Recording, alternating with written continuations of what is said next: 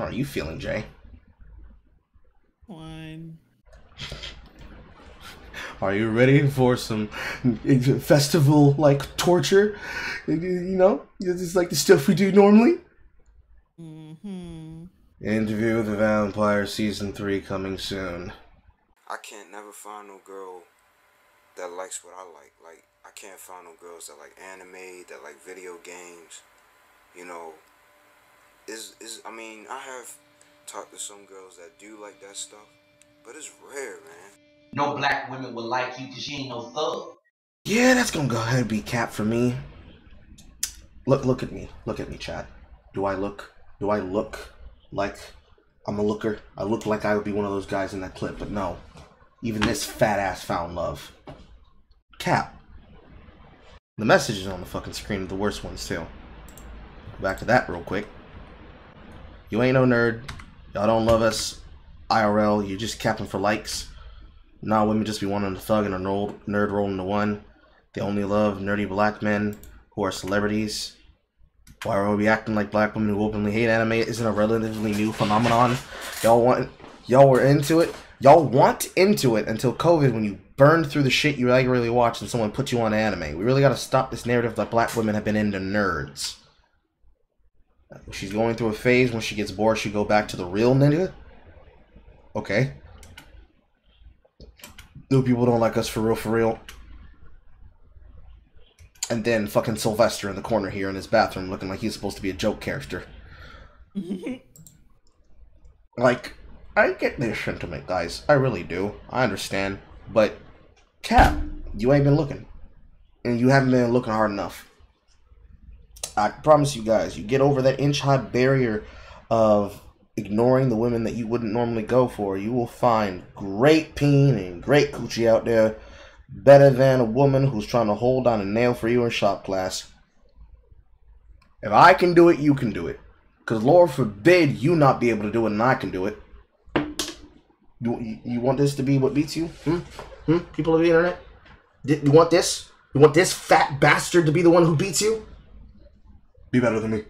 I'm gonna say it now, being a black nerd is truly one of the most beautiful things on this planet. You have the luxury of intersecting with two vastly immersive cultures, black culture and nerd culture, both so diverse and so massive that it's hard to define either one with a singular definition. However, both cultures have had a historic tendency of not being the most desired by society as a whole. In the past, even today to some extent, nerds were often stereotyped as socially awkward, introverted individuals, which in turn opens them up to ostracism, and in the case of adolescence and childhood environments, bullying. And I don't think I need to explain the ways in which society does not desire blackness nor black people. There's not enough time in this video for that. That's not to say things haven't changed in recent years. Hell, in many aspects, liking nerdy content is seen as cool amongst a good majority of the public. From Star Wars, to anime, to video games, hell, to even comic books. A lot of this type of content that traditionally would have been considered too nerdy 20 years ago is now widely accepted by mainstream culture and society, which is a great and beautiful thing.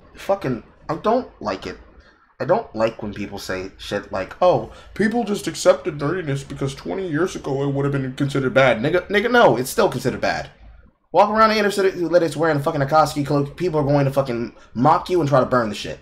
They don't like anime. They don't like, quote, nerdiness. Though nerdiness is not the problem, it was a bit of social anxiety matched with you look uncomfortable, matched with we're not familiar with it, and because we're not familiar with it, we're going to inherently mock it by nature, because we don't identify with things that we're not currently engaged in until somebody who's attractive makes us feel like we should engage in it. Because, oh, Clyde likes it. I don't like Sylvester, but Clyde likes it, so I should probably watch Demon Slayer.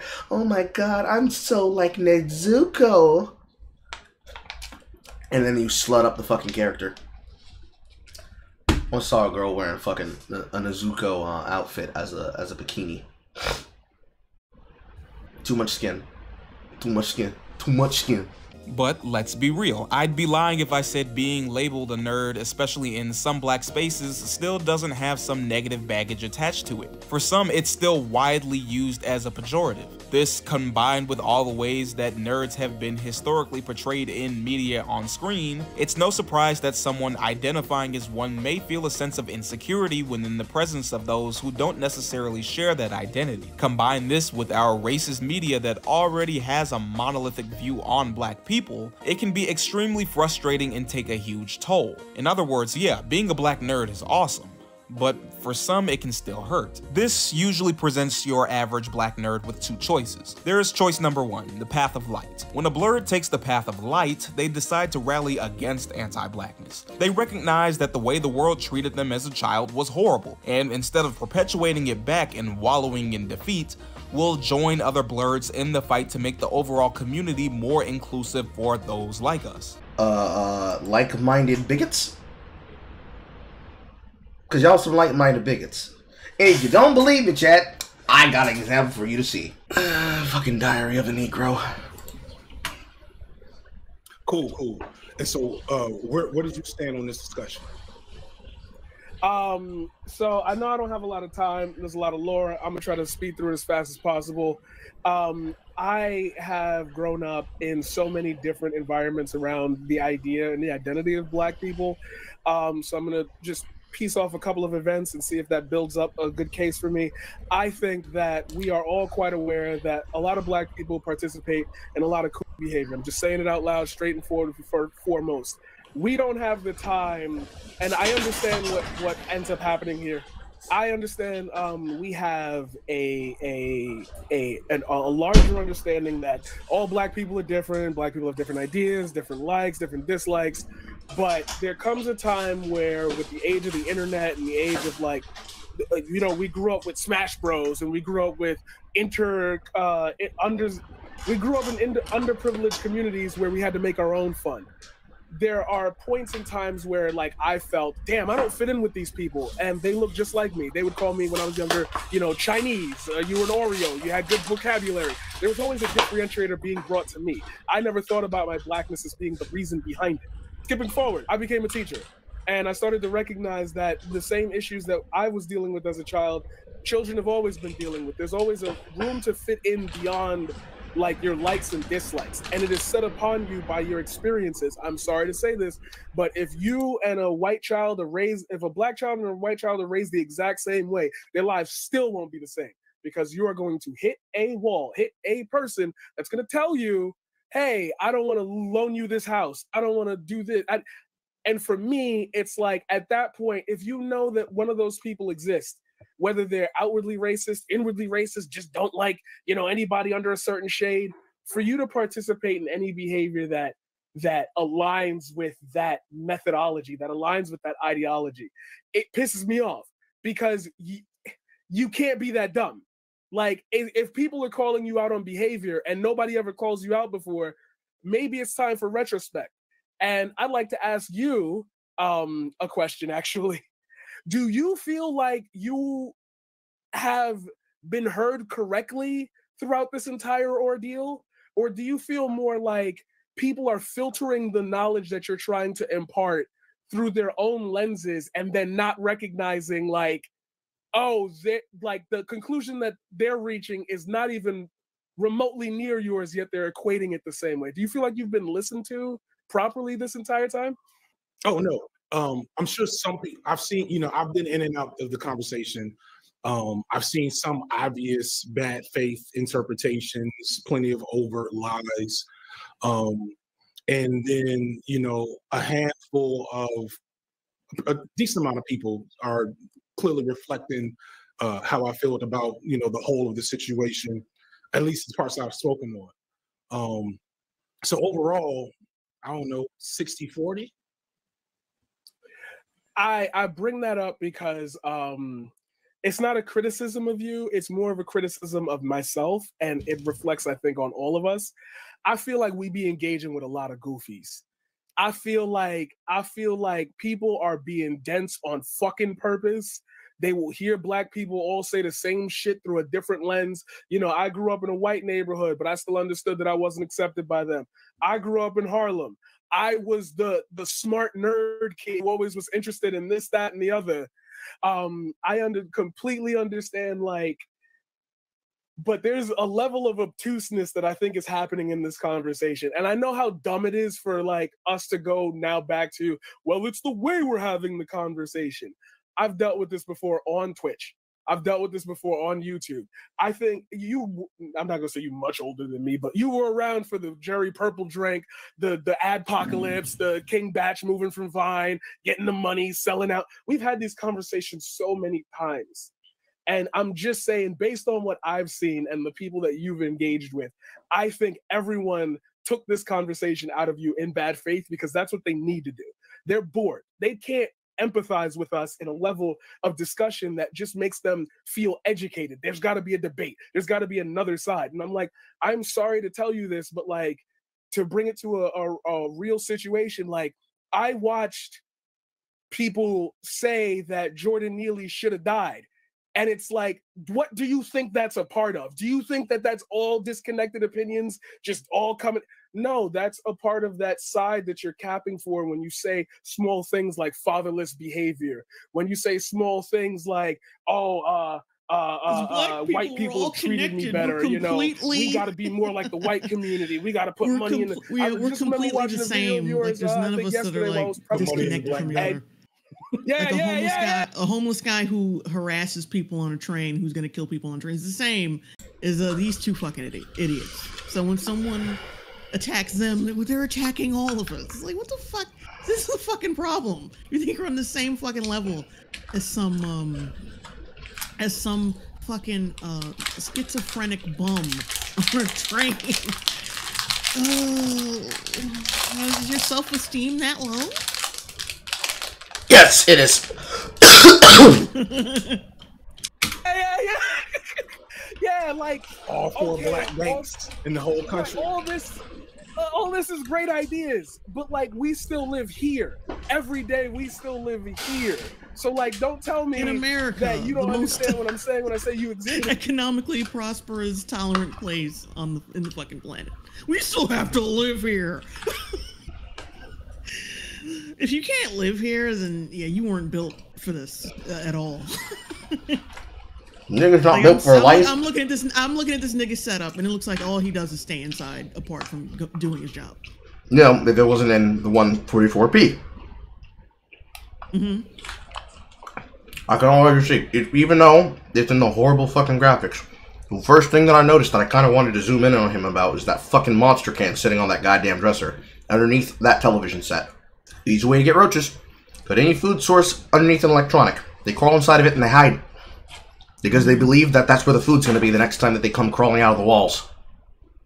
Coon behavior. Because, like, you're going to reach a point where your audience, somebody's going to sleep in this and say that one line to that one person. Then that gets clipped out of context. Then that gets clipped. And we and I'm not saying we're a monolith, but like, we as content. Yeah, you are. You are. That's the entire basis of this fucking conversation. Is that we are a monolith, that we are all the same fucking type of person. Because that's how you treat other people. Like, you literally said, oh, these motherfuckers, these people who think like individuals is coons. And he's just making himself feel fucking superior because he was ostracized as a fucking kid. Let's make no fucking mistake about that. That's where it all comes from. He wants to feel accepted by this fucking dreadhead fucking idiot. Oh, Pillboy has an answer for that too. Trust me, he does. I think we need to just stop like giving them the benefit of the doubt and just be like, look, I know this is going to get clipped out of context. I know y'all going to do your little, 3-4 panels on me. A bunch of white people telling you that you're racist against black people. Yes. Yeah. Like, yes. I'm surprised that white people don't like racism either.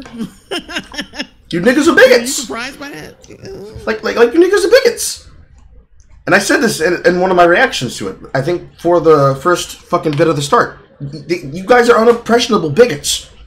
Right? You call yourself the Uncle Iroh of the internet, but your bitch ass does not go around any kind of black. that is up and coming at all. You pick and choose the people you want around you. That's why you try to fucking scalp you. You decide the people I want to this interest and this intrigue. Because if he was not yucking it up with Marquise here, he would be running away from Marquise. Because Marquise does indeed have all the traits that they usually call people that they say are incels.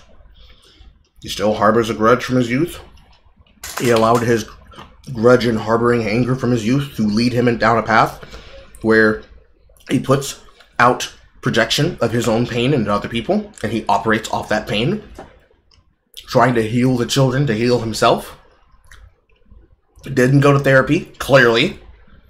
Never did the shadow work to deal with his own insecurities, so that when he faces those triggers, he doesn't get upset about them to the point where he copes about them endlessly. None of the things you're supposed to do, he did. And I know he didn't, because you don't come back from that easily. It causes you unnecessary ego death, because you're basically ripping out your own self-view of your behavior, and doing that and confronting that is not easy. You can't easily confront yourself, because if you could, everybody would do it, and nobody would ever have a, quote, negative or toxic thing about themselves. Because self-reflection is hard. Admitting someone is right is hard enough. But admitting the way that you've lived your life is wrong, and you've missed life opportunities and chances, connections, friendships, sexual encounters, business opportunities, because of the way that you are, it physically breaks your brain and causes you to have to become a version of yourself that you can live with. Like, I'm sorry, you're not black. You don't get that conversation. I've been called it, and I understood where that was coming from. You don't get to call me a racist because you're white, which is also fucking racist. Was their bias on thinking that white people might be better than them in vocabulary, money, or whatever, or whether it's my behavior. I can still see a connection where it's like, oh, you not checking my black card. You're just telling me the action I'm taking might lead to me defending another action. Defending another. There's somebody going to come up and ask you, yo. What's up with your boy? Yeah. That's, I'm sorry. That was what, the funny thing, that was the Daniel Kaluuya side-eye tweet. That's what that means. I'm pretty sure Daniel Kaluuya's side-eye did not mean, hey, yo, what's wrong with your boy? It was a comical side-eye, meant to imply bombastic insult to the person they're doing it to. And it was never done in reference to somebody else. It was always done at the person to say, nigga, are you for real? That's all it is. That's all that headcock is. It's the same headcock I do. Nigga, are you for real? Nigga, you not for real. Nigga, you for real? Nigga, you not for real. The healthy route. I think that we are all quite aware that a lot of black people participate in a lot of cool behavior. I'm just saying it out loud, straight and forward, foremost. The healthy route. I feel like we be engaging with a lot of goofies. The healthy route. Like, I'm sorry, you're not black. You don't get that conversation. Like, bro, that's the community you want me to link next to? A nigga who can't let go of his trauma in his youth, so he becomes a teacher? And he's yucking it the fuck up next to the grand poobah of black bigotry himself? Who's literally only platformed because he was platformed by somebody else who also believes in the idea of digital minstrelsy? Nigga, be for real. Nigga, please be for real. I can't. No, absolutely not. Let me listen to you say that dumb shit again. And instead of perpetuating it back and wallowing in defeat, I mean, that's called going to therapy. It's called growing up and going to therapy. Or just getting over it in general. We'll join other blurs in the fight to make the... Don't call us blurs. Stop, no. Like, you can call us other niggas who like anime. You can call us other nerds, but don't call it black. Don't call black nerds blurs. No. It's like the word Blasian. You don't need to combine the words black and Asian together. We'll just come up with something funny to call you. Because there's nothing cute about blurs. Because when you call yourself a blurred, you're implying a relative connotation that being nerdy in itself requires blackness. Or that this blackness is inherently different than any other kind of nerdy shit. I'm pretty sure that known white supremacist Michael Pondsmith, when he was designing Cyberpunk 2020, didn't need to call himself a blurred. And even if he did, it wouldn't have changed the fact that this man wrote an entire rulebook that breaks down the entirety of added props politics when it comes to fucking social justice. Like, word for word, bar for bar, you guys do exactly what it is. Because it inherently, ironically enough, all leads inextricably and inexorably to ruin. Because it leads to you feeling that you're not special enough. And I don't care. I don't care about being special. Being an individual and being in a group as an individual is not the same thing as throwing away your personal identity to join with other people and be a collective thing. You don't have to do that. Overall community more inclusive for those like us. Same thing what you just said there. A community that's more inclusive for people like us. Who's us? Who's we, nigga? I didn't know y'all niggas speak French. Oui. The healthy route, but joining with other people and doing what other people are telling you to do is the healthy action. So, by that mindset, paradigm shift is not healthy. Blazing fist, remember? But what's the path? What's the other path? Not everyone chooses to go down this path. Some black nerds grow up and choose the path of darkness. Submit your soul to darkness! Your J's aren't fresh! fucking Ansem, Seeker of Darkness with a goddamn buzz cut.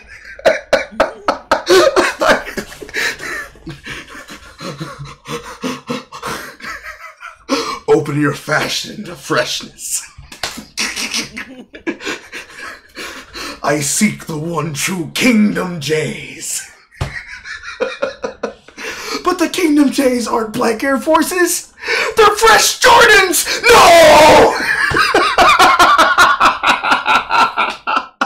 Anyways. I can't never find no girl that likes what I like. Like, I can't find no girls that like anime, that like video games. You know, I mean, I have talked to some girls that do like that stuff, but it's rare, man. No black women would like you because she ain't no thug. Far too many brothers have fallen down the path of darkness. That's called black pilling. It's not the path of darkness, it's called black pilling. It's what happens when a nigga gets depressed and crestfallen. It's normal. That's where they're friends. You know what those things are, guys. Friends. They're people you don't have to politically scold into helping you. Your friends uplift you. They uplift you. You don't see it right now, but Jay's holding me by my shoulders. We are titanicking my career right now. And you don't have to do it to make them feel, quote, comfortable. You do it because you don't like seeing your friends in pain. That's what's supposed to happen there. I know exactly why they make that argument. They do it because of Red Pill, but the Red Pill's on a fucking decline and has been for 4 years in a row. There's maybe like a 1-2 year stagnant period that looked like it was a period where things were lifting up. But for the most part, Pearl Davis is demonetized. Fresh and Fit, both of them collectively on their podcast are demonetized because they wanted to make too many edgy jokes. Shiniko's demonetized and is shamed, despite that really stupid debate between him and Moist Critical, which made both of them look stupid. More at that at a later date, Chad. I think I might react to that on stream. But see here, who else? The super Molesto brothers, the Tates, hiding out in another country because Tristan and Andrew are definitely probably gonna get held on trafficking charges because they trafficked women and sold it off as, listen guys, I just have bitches trained. I'll be in the war room teaching you these techniques and ideas on how to sell this propaganda to other men. As the worst multi-level marketing scheme ever invented since Avon. I joke. Avon's okay. But yeah, no, it's been on a decline, and it's always been on a decline. Because the actual concept of pickup artistry is that it teaches you how to have sex with women and men. It does not teach you how to have relationships with women and men. And the problem is that if you want access to sex, you have to have a relationship with people. And you can't have a relationship with people if you don't even have a relationship with yourself. I'm gonna say it again for the motherfuckers in the back. Regulations 16-24. If you can't have a relationship with yourself, you can't have relations with nobody else. We desperately need to get them out and into the light before it's too late. You may have heard the phrase, black girls don't like me because I'm a nerd. I mean, sometimes this is true. African-American women, basketball Americans, can sometimes be extremely savage. If we're talking about 80s, 90s. I was born in 94. Jay was probably born closer to 91, 92. 87. 87, actually. I'm completely inept of my friend. Yeah. But I know for a fact, black women was not fucking with niggas like that when it came to anime. My sister happens to be the generation that grew up with the 144p in 3-part download on YouTube era of anime, where the only way that you're watching that shit is on a tape that was sent overseas by your parents that got it back to you while they were stationed at a base. Because that's what our father did. That's how I got all my toys that were Japanese-based. It's how I got all my anime and OVAs that were Japanese-based. Outside of the very few times where we were able to get digital streaming that was held on a service like of the original Crunchyroll before they went corporate. All of this shit came from piracy, and one, we were not that industrious and we were not that technically savvy. Being the AV kid was basically a death sentence for your social status, despite the fact that it gave you access to the computer room, and thus access to being able to walk the halls whenever the fuck you wanted. The other part of that, anime as a cultural thing was still focused on the big three in shonen, because until we had shonen, seiju, shoujo, and josei, young kid, young male, young girl, middle to teenage male to grown adult male, and then older women anime, there were not enough avenues for people to get into it because all the things that they wanted to watch were very long running. Things like Detective Conan are still running because they're long runners that have been going for like 30, 40, 50 years in some cases. And even if there are variations that reinvented the wheel on making different versions of those OVAs, kind of like JoJo, because of something like David's Productions making their adaptation, it made it so that people who refused to read the fucking mangas that were always available now had an actual way to access that same material that still existed in a earlier fashion, but that was a different generation's way to jump in, and this is the new generation's way to jump in. And with the new generation, sure, black women now might like anime, but they certainly did not around the time, because if they were, it would have been in all the fucking films that were made about rom-coms. They were not making those archetypes of black men. The archetype was always, here's a basketball player, here's a football player, here's a nerd who just likes generically geeky things. And if they happen to be somebody who likes anime, because they can't reference any other ones because they have to pay for those rights, it's going to be some absurd out there anime that probably calls back to some of the ones made in the 1950s.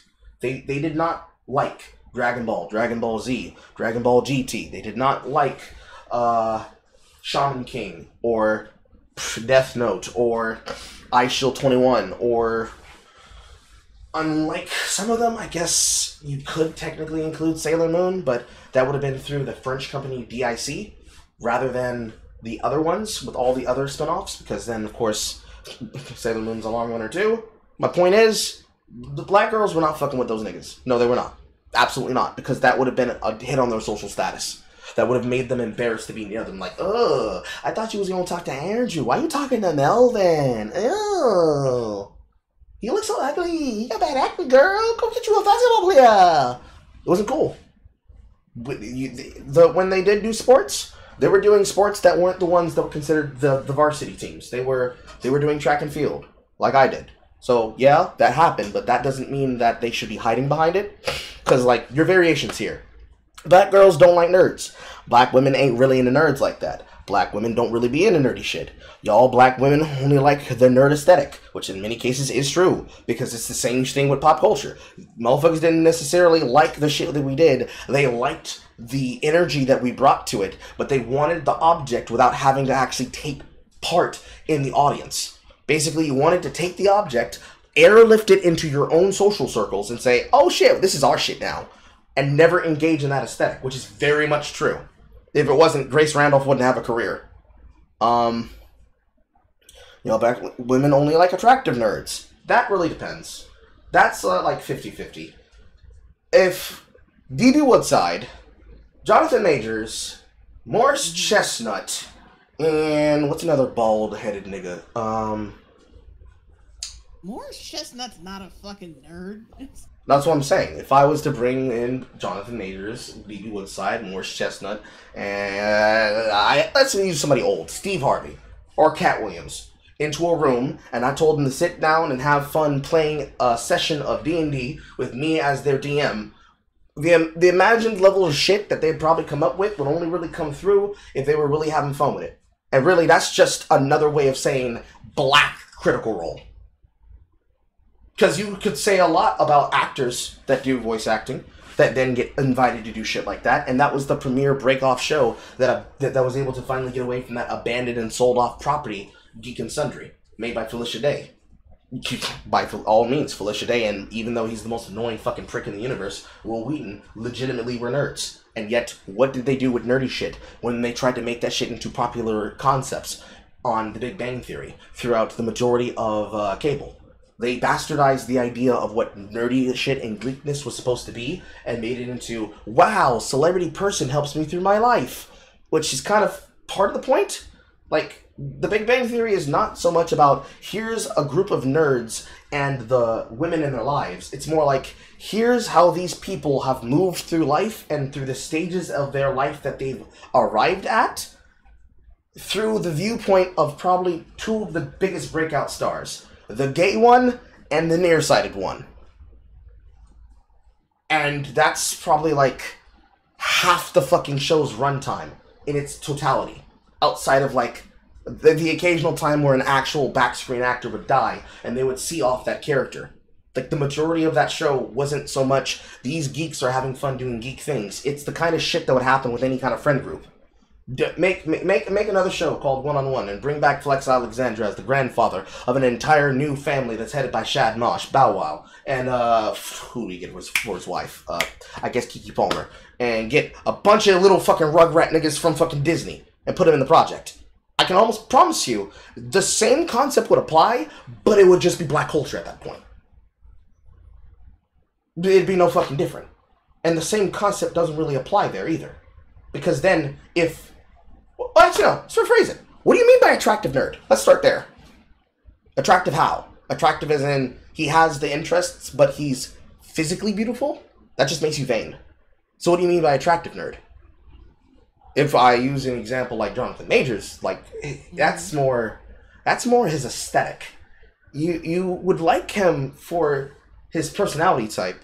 And then if you were to find out that he was into, I don't fucking know, Neopets, he has a bed full of fucking old school Neopet plushies, you'd be like, nigga, I didn't know you were into Neopets, and then this nigga gushes to you for an hour and a half about Neopets? How are you taking that, Jay? I don't even know what the hell Neopets are. Basically, it was a fun little website for kids that eventually got bought up by a conglomerate that was basically like a home away from home that you could safely send your kids to on the internet, and they would never get into anything illegal or explicit. Basically like digital Pokemon. Oh. You could play Flash games and shit. Because it's not necessarily Pokemon, it's like Tamagotchi Pokemon. There's like a website full of Flash games, and you could make an account and you can interact with those many little Tamagotchi-like Pokemon that they had of different species and varieties, and like slowly level them up, grind them up, do other things with them in the game. There's a whole fucking era, like Pop Tropica and shit like that. Cool math games and shit. That entire era. Yeah, I'd be okay with that. Like, there's nothing worse than a dude trying very hard to not be himself. Although the next one I don't really agree with. Black women don't really be in anime. There are plenty of black women who are in anime. In fact, ironically enough, when I did the research for this video, I came across an account of a woman by the name of Black Bulma. Spelled with a V and 2 A's. And, like, one of her videos is literally, these niggas think I'm not into nerdy men. I'm like, well, there you go! I found him! I wasn't even looking for it, and I found one! And then, oh, so now all y'all black women are nerds. That's if they seem cool and they're into money. And realistically, I can attest for this because I literally lost a friend to a nigga like this. The problem with, quote, attractive nerds is that they're just men that are using that field as a way to find easy women to pick up. That's it. I hate to say it, but it is. Because they know that they're easy. They know the women are easy. Because they've never been approached by a man that is that attractive.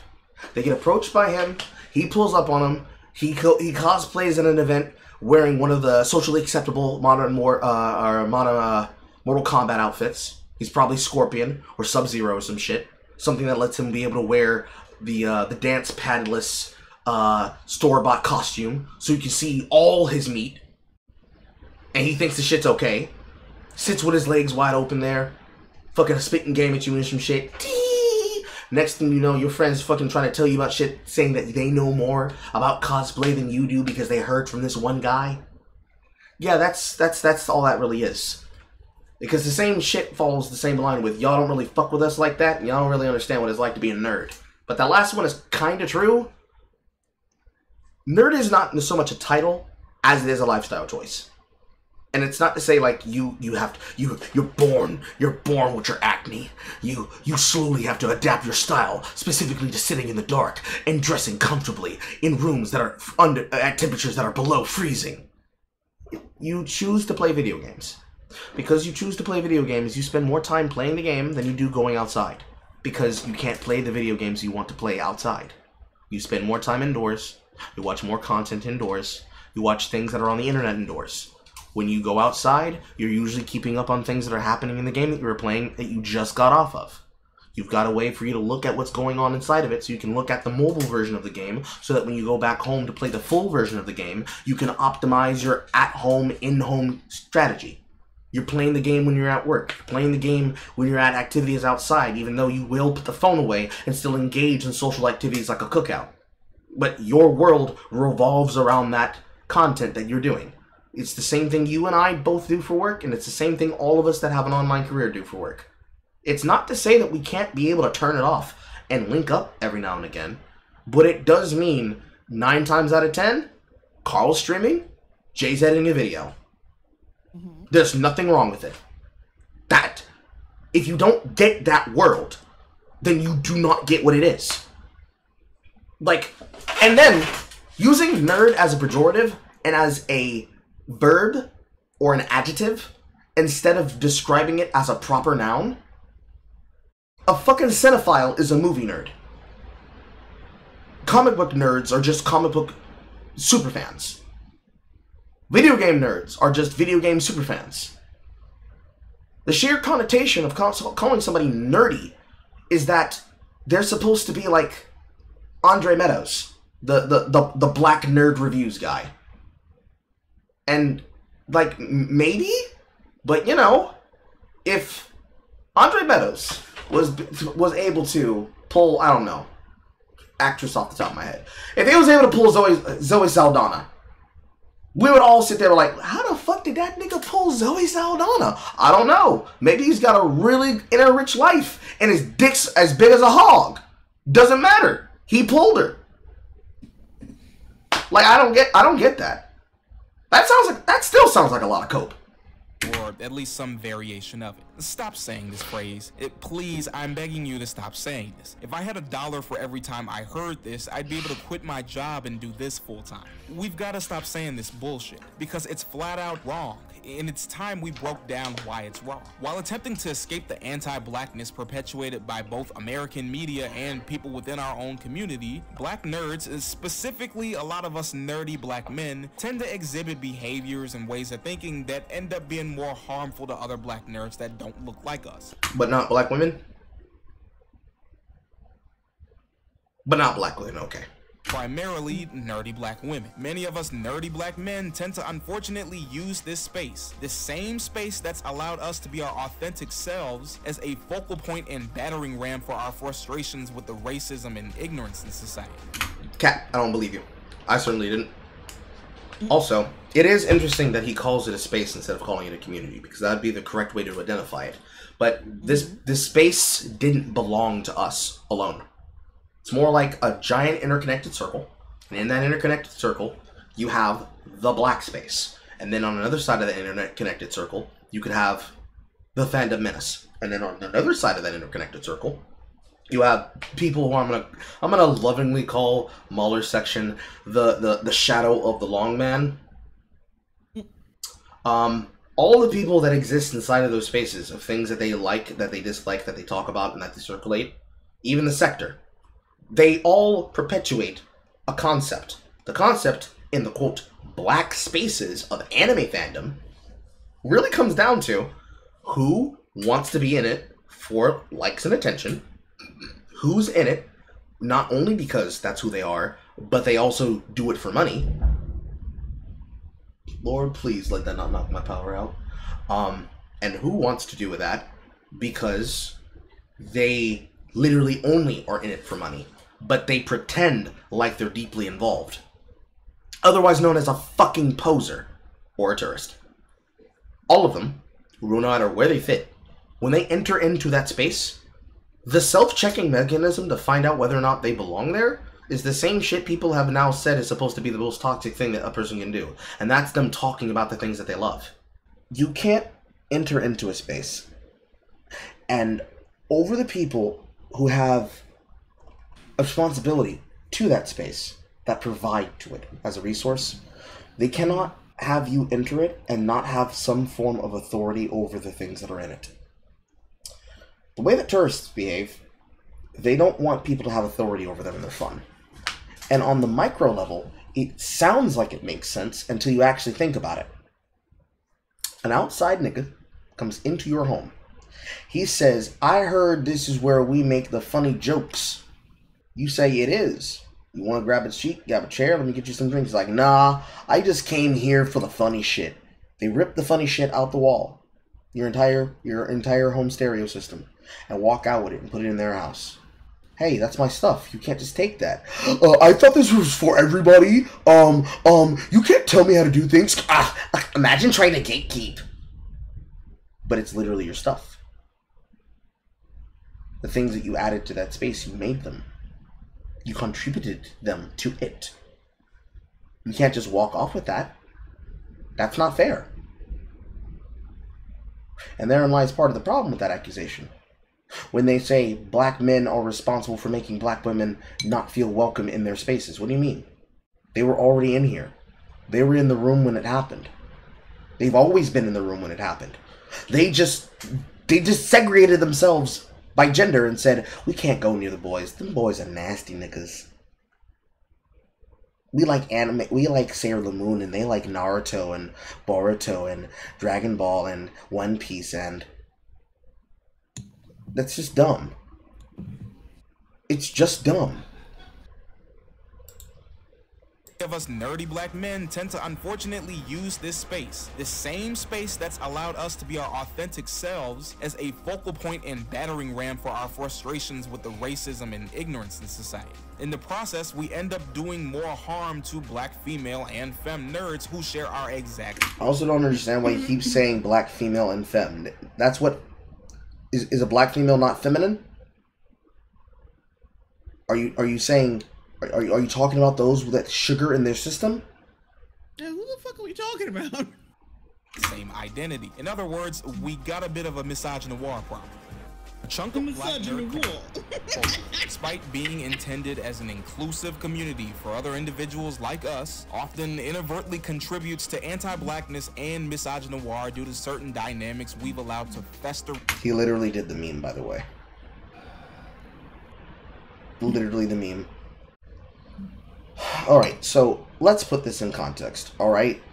Don't worry, baby, he's just a nerd. Why do they always pick the thugs?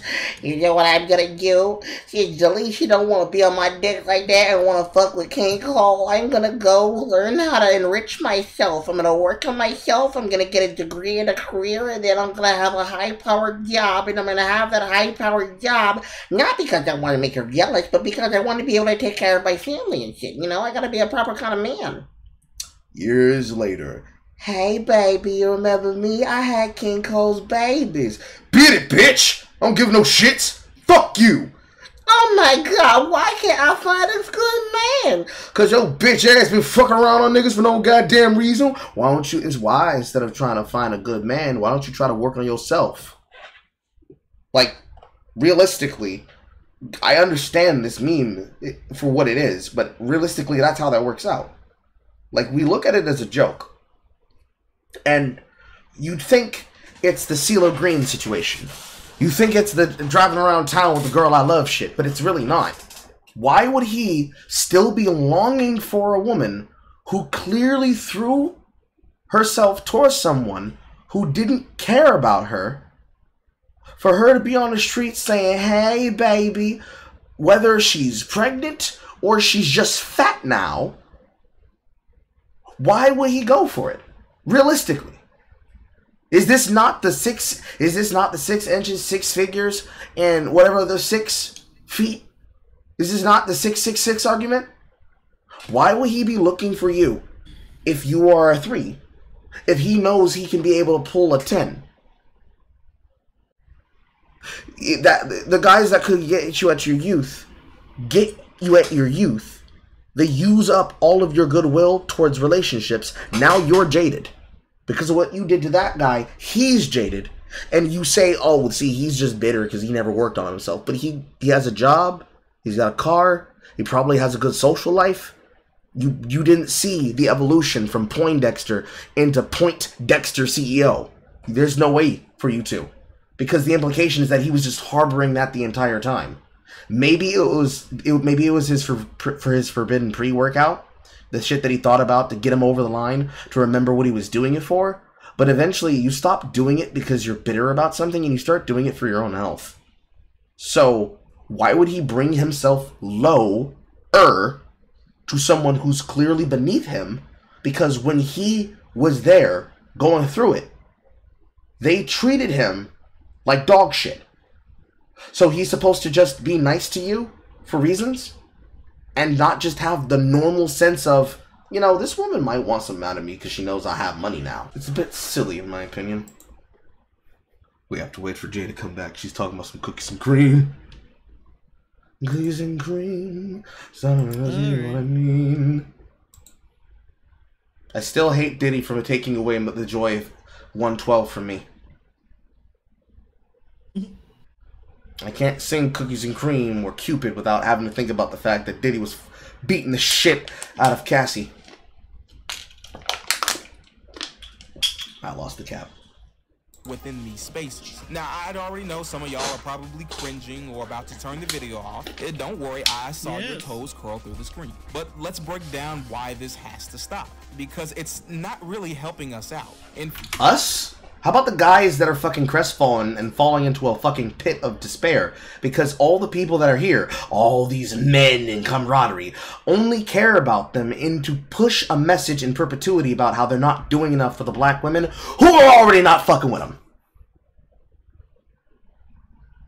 Carl said unbitterly. Like, you're already not helping them. You're telling them, listen, these guys, they gotta stop being depressed. Okay, go help them. Stop doing what you're doing right now, Pill Boy. In the past, when you were making this video, when you were editing it, stop what you were doing. Go find that nigga you've been ignoring and go help him. That's how you help them. You don't help them by making a fucking stink piece. Has it helped Paradigm Shift? No. Has it helped Signifier? No. Did it help Shark 03? No. Did it help Sebastian? Probably not. That's not his name. But did it help Foreign Man and Foreign Land? No. And for them, their ability of bringing together people from camaraderie is making fun of these same guys. and then saying, oh, look at the poor helpless little boy. And isn't he having a hard time going up through life? Not having straight edges, not having waves, not being able to go out and talk to women. You all smoke them regularly in a incel pack. You mock them relentlessly, and then you turn around and say, but we have to help them. We have to bring them into the fold. Why? Why would they work with you? Why would they want to be around you? It's the same advice that you could find or you could get from or about why black female dating coaches or therapists stopped being therapists and became life coaches. Because the sheer inability to get this is on levels of, to take his words, being stupidly inept. You are willfully being ignorant. Why would somebody want to go to people who treat them like dog shit just to be the permanent whipping boy in a group full of people where they are tolerated and never appreciated? In fact, it's doing more damage to all of us. And what we all of us here, all of us wearing the Miles Morales suit. You're making us feel bad. You're making us look bad. You nappy ass niggas. Why don't you learn to have fun like the rest of us here? You know, we're gonna mock the shit out of you relentlessly, and we're gonna make you feel like you're otherwise. But why don't you just get in the fucking group picture and stand in the back with your fucking Donald Glover ass? It's doing more damage to all of us. And what we identify as nerdiness or define as being a nerd is going to be expressed differently by someone else. So let's explore this black nerd problem, if you will. And also, like I had mentioned to you when I asked you those questions about what you thought about the thumbnail, the scumbagginess of using the sheer story of Stephen Urkel is disgusting, because the implication of the entire relationship between Laura and Urkel was literally him frequently being a positive presence in her life. And never once, except with the fucking Myra arc, did he ever really stray in trying to be at least minimally a friend, if not just the most positive interpretation of a black simp.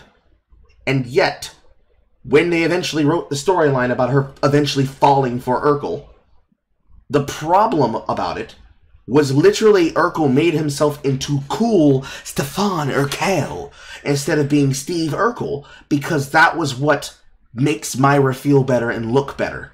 A version of him that he thought was worthy of her instead of himself.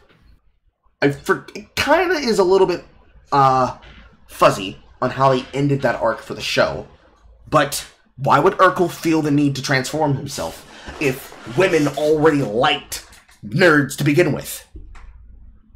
And I don't mean tolerate their presence. I mean they actually pursue them. Like a guy's just sitting there at the bar looking like Poindexter, like fucking Irwin, and all of a sudden a woman comes up to him and is like, why don't I take you back to my house and eat you up, boy?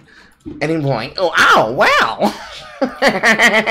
Looks like this one's coming up Carl. Oh. That is a literal joke from a fucking television movie. That does not happen. When it does happen in society, in the places where you can find it, usually it's all of those girls that already wouldn't have fucked with them creating an action of sexual tourism. Women go out of state, or they go to a place where they've never been before. They become an entirely different person. They just pick a guy randomly, and they do it as a way to say, I'm gonna make this nigga see stars. And that's you using them to get your nut in. That's not you actually liking nerdy men and going out with him to conventions, going out with him to the game store when he's doing any kind of like deck game that they run frequently for like a small prize of a card booster pack. That's not you. That's not the same thing. It's not the same thing. Unpack the reason why so many nerdy black men feel as if they can't get love from black women. I can tell you right now, it might not be because you like anime.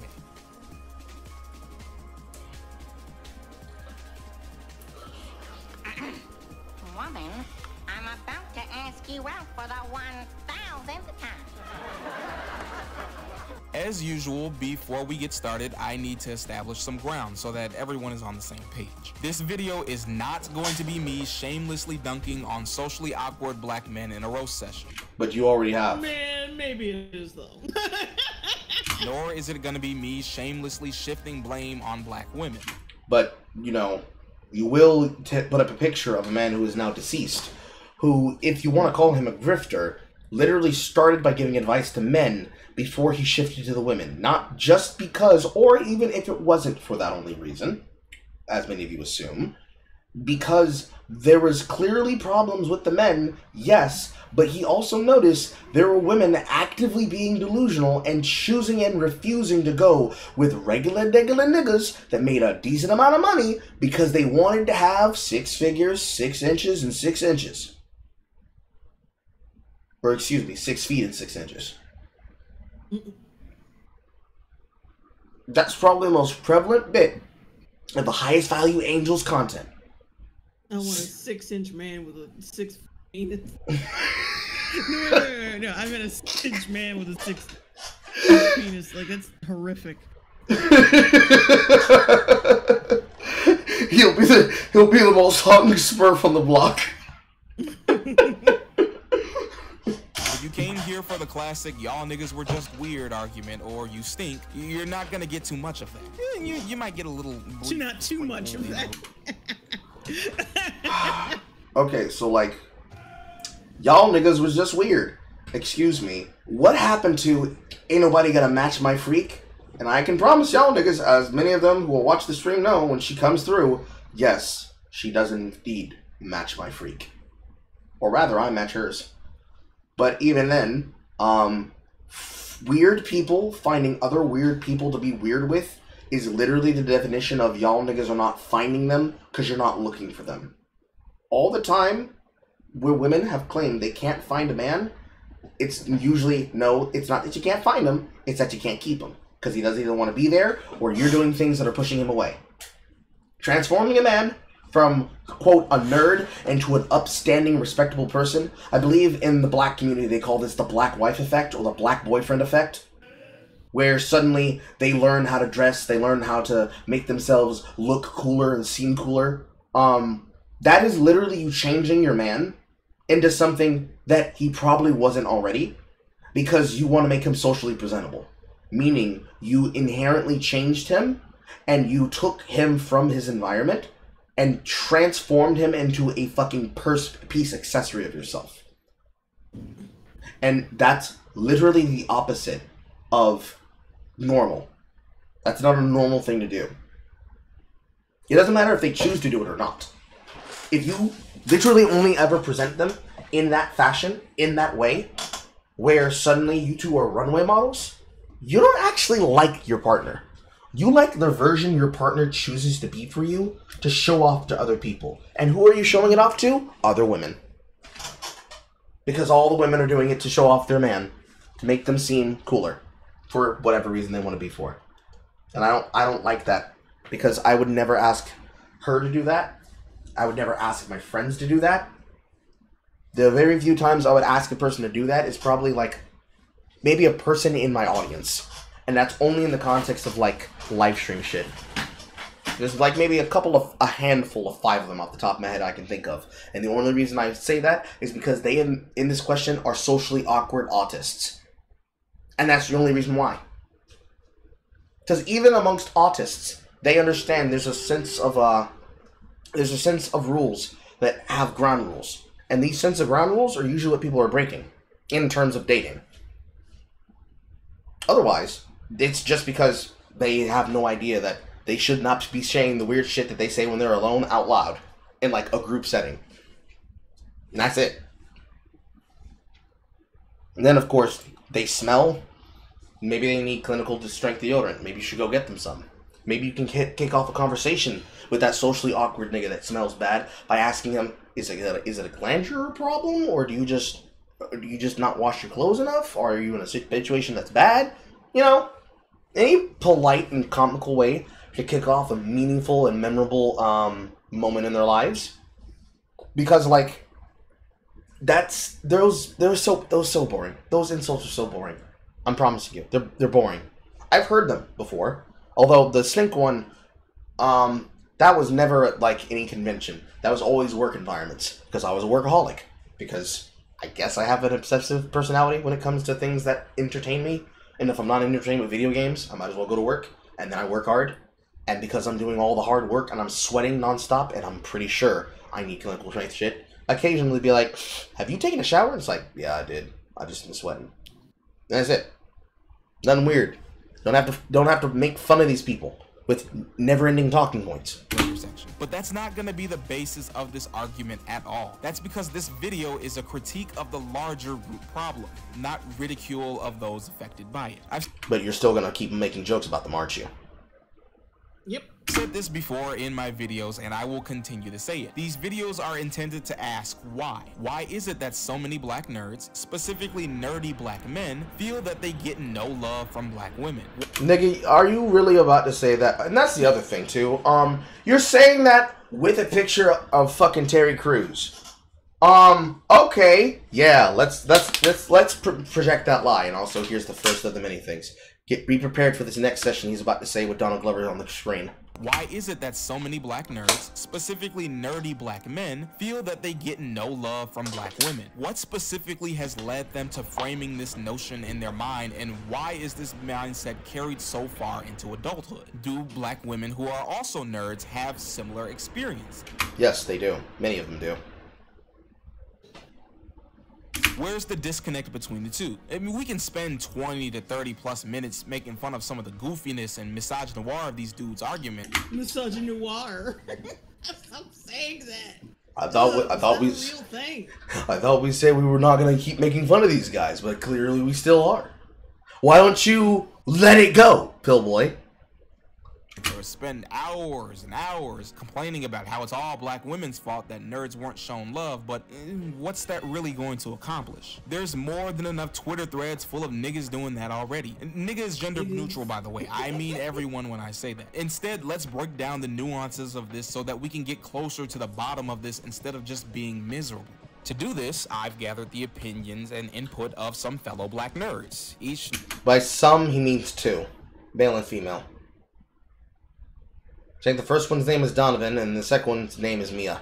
Not only with different gender identities, but different experiences growing up. By shining a light on their different backgrounds of growing up as black nerds, as well as detailing their experiences with navigating the world today, we can see interconnected issues that both nerdy black men and nerdy black women face, as well as perspectives that greatly go against the narrative of nerdy black men not getting any love from black women. But don't worry, for those of you that were expecting a long trauma dump, you will be getting a little bit of that in this next section. In this next section, we're going to examine what the black nerd experience is, or at least some permutations of it. Was it cool?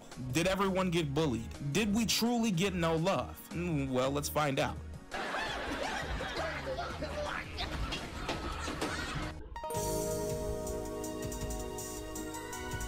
When trying to define the black nerd experience, you'll find pretty quickly that it's pretty damn near impossible. One, because you'd be generalizing the different experiences of millions of black folks, but also because I feel we're comparing many of its environments for black nerds in the past to how it is now. But have you not been generalizing black nerds in general and making them all sound like crestfallen incels? Oh, okay. As of 2024, the time in which this video was released, it's probably one of the best times to be a black nerd. Not just in terms of acceptance, but accessibility as well.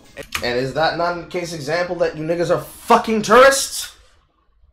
Literally too young to remember 9/11, but old enough to vividly remember Michael Jackson's death. Well, I was in 3rd grade when 9/11 happened, and I remember the day that Michael Jackson died. Where do you motherfuckers think you get off thinking that you can skip the necessary steps of group socialization? Now, I'm not saying you can't get into shit and you have to get approval from the elder niggas in order to become a member of a group or to become a member of a fandom. But you do not get to then take control of a topic and act as though you are a scholar of the old lore and say to them that something about other people is because of trauma And they got denied by Jaleisha and got made fun of by Marcus instead of the many intricacies that make up a person's experience and life. And the many ways that they may or may not live with those pieces of trauma and how they move forward from those pieces of trauma. The sheer, clear difference of all of that shit goes together in a certain specific way that clearly shows some of this is literally Zoomers encroaching on the territory and the hobbies of millennials, and believing that instead of asking and slowly becoming a part of the group and then having the reins of leadership passed down to them as they've gotten the experience and they've lurked in the area for long enough to socialize and acclimate themselves to it, they're trying to jump the fucking line and say, no, I want to be in power. I decide what's cool now. I want to be the leader. And that's just not happening. Like, there's a reason we have the word new fag and old fag. There's a reason. And it's because if you are trying to fake your way into being a part of the group, but you don't actually understand what the phrases are, you talk about being on 4chan, but when you talk about the B board, you spell it with a capital B, you're not one of us. That's it. You are not one of us. And because you're not one of us, this means the inherent rejection is coming from a place of disgust and inflamed anger. Inflamed anger. I said that like I have Down syndrome. Inflamed anger. Because the first problem was, who the fuck is this coming up in here in my goddamn house? And then oh, so you think you're one of us, but you don't actually know our sacred rules and our charter? And then, bitch, who the fuck do you think you are telling me that I'm not a member of the thing that I have been a part of for X amount of years? Which sounds toxic when you think about it from an outsider looking in perspective.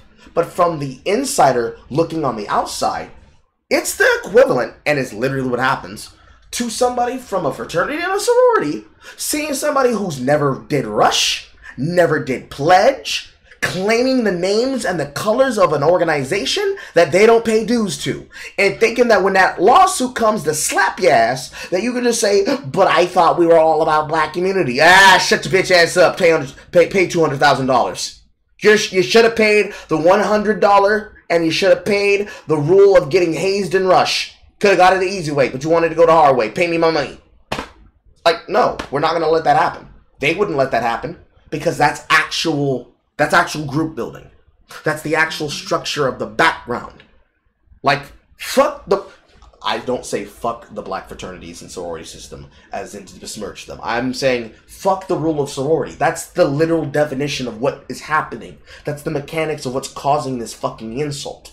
You're insulting people who have been there longer than you. You're telling them that you have as much as a right to them when some of them have probably been the creators and the crafters and the inspirers of other people's shit. You're stealing their shit, jumping onto the bandwagon, and then when they rightfully call you out for being a poser, you tell them that they're evil and toxic, and the reason that they feel that way is because they don't have enough bagoo juice on their dick. They gotta go get laid, you gotta go touch grass.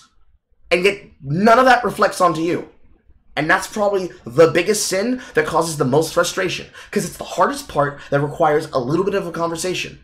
And yet, what do whenever somebody has the conversation about why they have that issue? It's long, man. It's too long, didn't read, don't care. I don't care how you responded to a 30-minute video with a 10-hour response, when the actual response itself is maybe like an hour and a half long. Only because it takes longer to clean up the mess than it does to make one.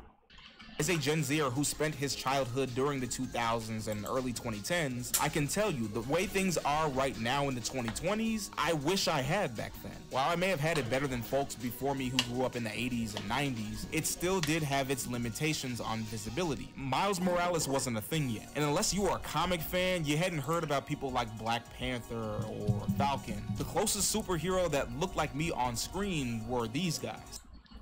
So why don't you walk your bitch ass into a comic book shop? Why didn't you walk your bitch ass into a comic book shop full of all those crusty, dusty nerds? Go in there amongst all the glazing conversations over which of the big two or big three was best, amongst posters of Kingdom Come, DC Universe, and you ask that guy to show you a long box of some of the greats.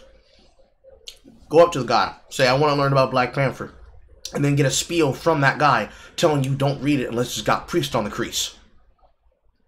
Priest on the crease. The sheer problem that comes with this accessibility argument is that the only time you learn about the Green Lanterns, or the only time you learned about Static Shock, which is technically static, was when Phil LaMarr voiced those characters.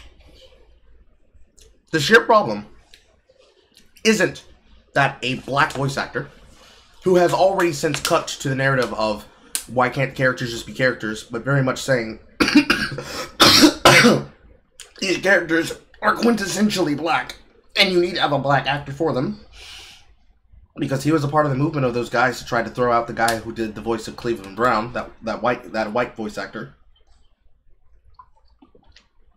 Fortunately, Kree was not amongst that group. But your ability to say what you think is a quintessential black character is based on characters that were voiced by Phil LaMarr and Kree Summers. Don't you think that makes you a bit of a poser? Granted, you can watch the shows, by all means. Let them be your favorite characters because there was the first time you saw them. But there were better, more accessible examples around that age, and I know because those shows that you're quoting, I saw them too. There were plenty more characters than them. But the only way you can relate to them is the ones that are stereotypically and topographically urban. And I'm air quoting urban. You didn't identify with any other person who could be black-coded? Because he's going to talk about characters that people headcanoned as black, like Piccolo. But I mean like other examples of characters outside of just animation. Both Western animation and Japanese animation. He can't pull a single one. It's just all these. Shout out to the absolute legend of Lamar. Combine this with the fact that social media wasn't nearly as powerful back then as... You mean nearly as cancerous? With every single conversation being pushed because somebody on Twitter wanted to go viral? It is now. We didn't have a digital media landscape that granted us the luxury of reaching out and connecting with thousands of others that looked like us across the internet. Yes, you did. The internet did exist. You, in fact, did have a digital library of Alexandria, and it was even less restrictive than the one that exists now. I know, because I was on fucking AOL. I remember those goddamn tin can discs.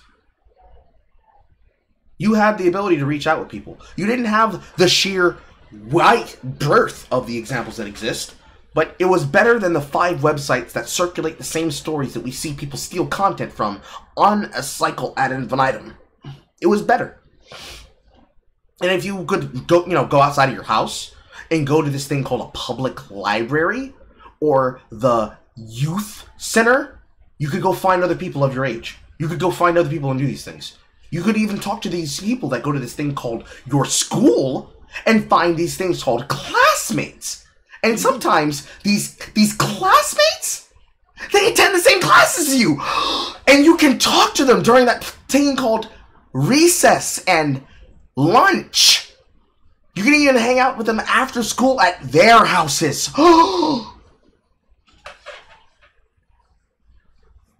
It's not that they didn't exist, they definitely did, but they weren't as accessible. For the bullshit. For the most part, it was just you and your friends who were also into nerdy shit. And is that not enough? That's not the... That's what... It's just you and your friends, though. Like, I don't even have anything to say to something that stupid. I do. Is that not enough? Do you need more than that? He said it himself. We had a community and we had a society where we had to make our own fun. It was just me and my friends making my own fun. Is that not enough? Yeah, this motherfucker is mistaking having a normal friend group with popularity. You're talking about, he's talking about, he wants a bunch of people to notice him for this shit, instead of just having a nice little friend group like normal people. You would gain exposure to newer things either through physical interactions, such as school, hanging out, shops, or clubs, or you would have to scour the net or get exposed through TV like Toonami. Like anybody fucking else? Normal? Toonami is a video within itself. Despite this lack of exposure, it's literally a fucking Saturday morning block on on Cartoon Network / Adult Swim. That's all it is. You guys were so lazy that you didn't seek out the anime like anybody else would. You specifically needed to be shown it on the channel dedicated to cartoons. And then, 1 second.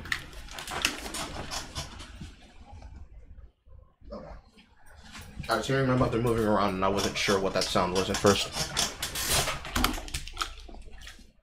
Instead of being able to watch the cartoons and then watch your anime in the places where you can go find it, most of you didn't even know where to go find the anime. So you had to be shown the anime on Cartoon Network. That's all that was that happened. And then when it went off the air, you guys missed all that shit, so they brought it back. Same way every single one of them would have never been able to figure out what those animes were if they didn't wake up in the crack-ass dawn of the morning, the way that all children young had energy back then, and then catching the back tail of the back-to-back Yu Yu Hakusho or the back-to-back Inuyasha block. They would have never known about it. There ain't nothing wrong about that either. But call a spade a spade. You want popularity. You didn't care about camaraderie and friendship amongst your friends, and you being nerds, you wanted fucking popularity. Which means I am correct in calling you fucking posers. Because you want it for the wrong reasons. Which means by automatic right, it should be denied to you. Me and many other kids like me still managed to partake in nerdy activities while having fun as a child. We established friendships based on our shared passions and hobbies. It didn't matter that I was absolutely ass at sports because I knew I could demolish niggas in Tenkaichi 3. Said like a true fucking nerd that has never gone outside. I was into nerdy shit, and I had my nerdy niggas beside me. Tournaments I had were NBA Street tournaments. I'm talking being invited by my cousins, myself, and some of the neighborhood kids. We have like written out brackets of who won and who lost. You get one chance around, man. I remember just playing the in the finals. It's tense. That was game 7. That was our game 7. Like with Budokai Tenkaichi tournaments, NBA Street tournaments, that was our game 7. I used to code alien, non-human, anthropomorphic ass characters as black. And I know for a fact that many of y'all did. Let's be real now, y'all knew Darwin was black long before Cartoon Network made it official. He is a fish. He's a fish. I could care less if the voice actor himself is black. Technically, at this point, we have to unofficially make the voice actor for Gumball black. Because he called Dream out on that bullshit, like a real nigga would. Called him a retard to his face. But no, it doesn't matter if the character, quote, is topographed as black or is considered black. Because realistically, what they did with Darwin is they used him in that goddamn promotional material to try to make him into a black character. He's no more black than Garnet is black. And Garnet is 2 lesbian space rock aliens that bump crystals with each other. The exact same thing. We all know about Piccolo already being claimed by us, but I was coding Arthur as black. But why do we claim Piccolo? What's the thing that connects it, Billboy? Is it because he's supposedly the best character, who's, quote, the coolest?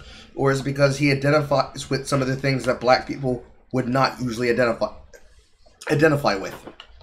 Like being an outsider, the outcast, the member of the group who has to spend the most time thinking about their actions and how it will help people. Or themselves. Having some resentments that come with being unsure about some shit. Let alone that he throws the best hands out of most of the Z fighters. Don't you think that might be it? I was coding Grim from Billy and Mandy as black. Despite his voice actor being black, canonically he is white. But that doesn't matter though. And that should be an example of why that shouldn't matter. But for you, skin tone is everything. There were so many experiences I had as a black kid that so many others had as well. Final Fantasy, I love that series, especially 8, 9, 10. love Kingdom Hearts. It's such a nostalgic series. Dead Space, because I love space and I love horror. Such a horror fan. I love Star Wars. There's so much to explore with that series. I didn't think you'd hear that. I did. I said I love horror. I heard it. Well, I'm just being an autist. Especially Dark Nihilus, I love that character. And Revan, Castlevania, I love that series as well. It speaks to the dark theme. I kind of look for my media content. But it's not. Okay, so something I didn't talk about when I first went over this that I want to talk about here. Donovan's talking about the experience of niggas running what eventually would become the FGC in their cul-de-sacs. Whereas she's describing things that she likes about games and film. It's the difference between actions and tones, or actions and vibes. She likes the vibes and the aesthetics, whereas he has the visceral memory and experience. This is a little bit of where I'd say men and women differ. It doesn't make us worse, it's just something that happens. The black men remember doing things like getting a sleeping bag, sitting next to the Nintendo GameCube, leaving Smash Melee on overnight so they can unlock the time-locked base characters. That's a physical reaction. That's something you plan out to do with other people. So it's a hard-stuck memory in your head. Just like doing a really hard challenge in a video game. You might not remember it down the line, especially in the age of Steam charts and the age of Steam achievements where you can unlock the achievement and it's just there, versus, you know, recording yourself doing it and thus having the memory forever. Very much an aspect of streaming that most people forget. With the fading of the Let's Plays, people watching a person play it on camera, but them not having the VOD up to rewatch it every now and again, because reasons. But what Mia's speaking to is liking the memory of how she felt when she was engaging in it, rather than the actual experience of the thing she did. You know what I'm saying? Mm-hmm. She's thinking more about how Kingdom Hearts made her feel, the way that you and I might talk about how a movie or a series made us feel nice. Movie or series made us feel when we watched it. Like, we can do both. We could talk about how we felt watching Interview with the Vampire, and then we can talk about what we thought about it after each of the seasons were done, and what was evocative of the nature of the series and the jokes that we made about it. Being in the shit, basically, versus seeing the shit from a distance. And granted, she could be in the middle of the shit that she's doing, but that doesn't fucking matter. If at the end of the day, it's not going anywhere. It's not giving. It's not giving I was there and I have the t-shirt. It's giving I watched that movie and yeah, I remembered liking it, but you couldn't say a single thing about it that you actually liked. Castlevania, I love that series as well. It speaks to the dark theme. I kind of look for my media content. But it's not always sunshine and rainbows. If that were the case, we wouldn't need to make this video. The positive experiences that were just highlighted are not indicative of the entire Black Nerd experience. I mean, we wouldn't have to make the video if you niggas went to therapy, honestly. But, you know, some people want to be famous. Everybody was able to have this.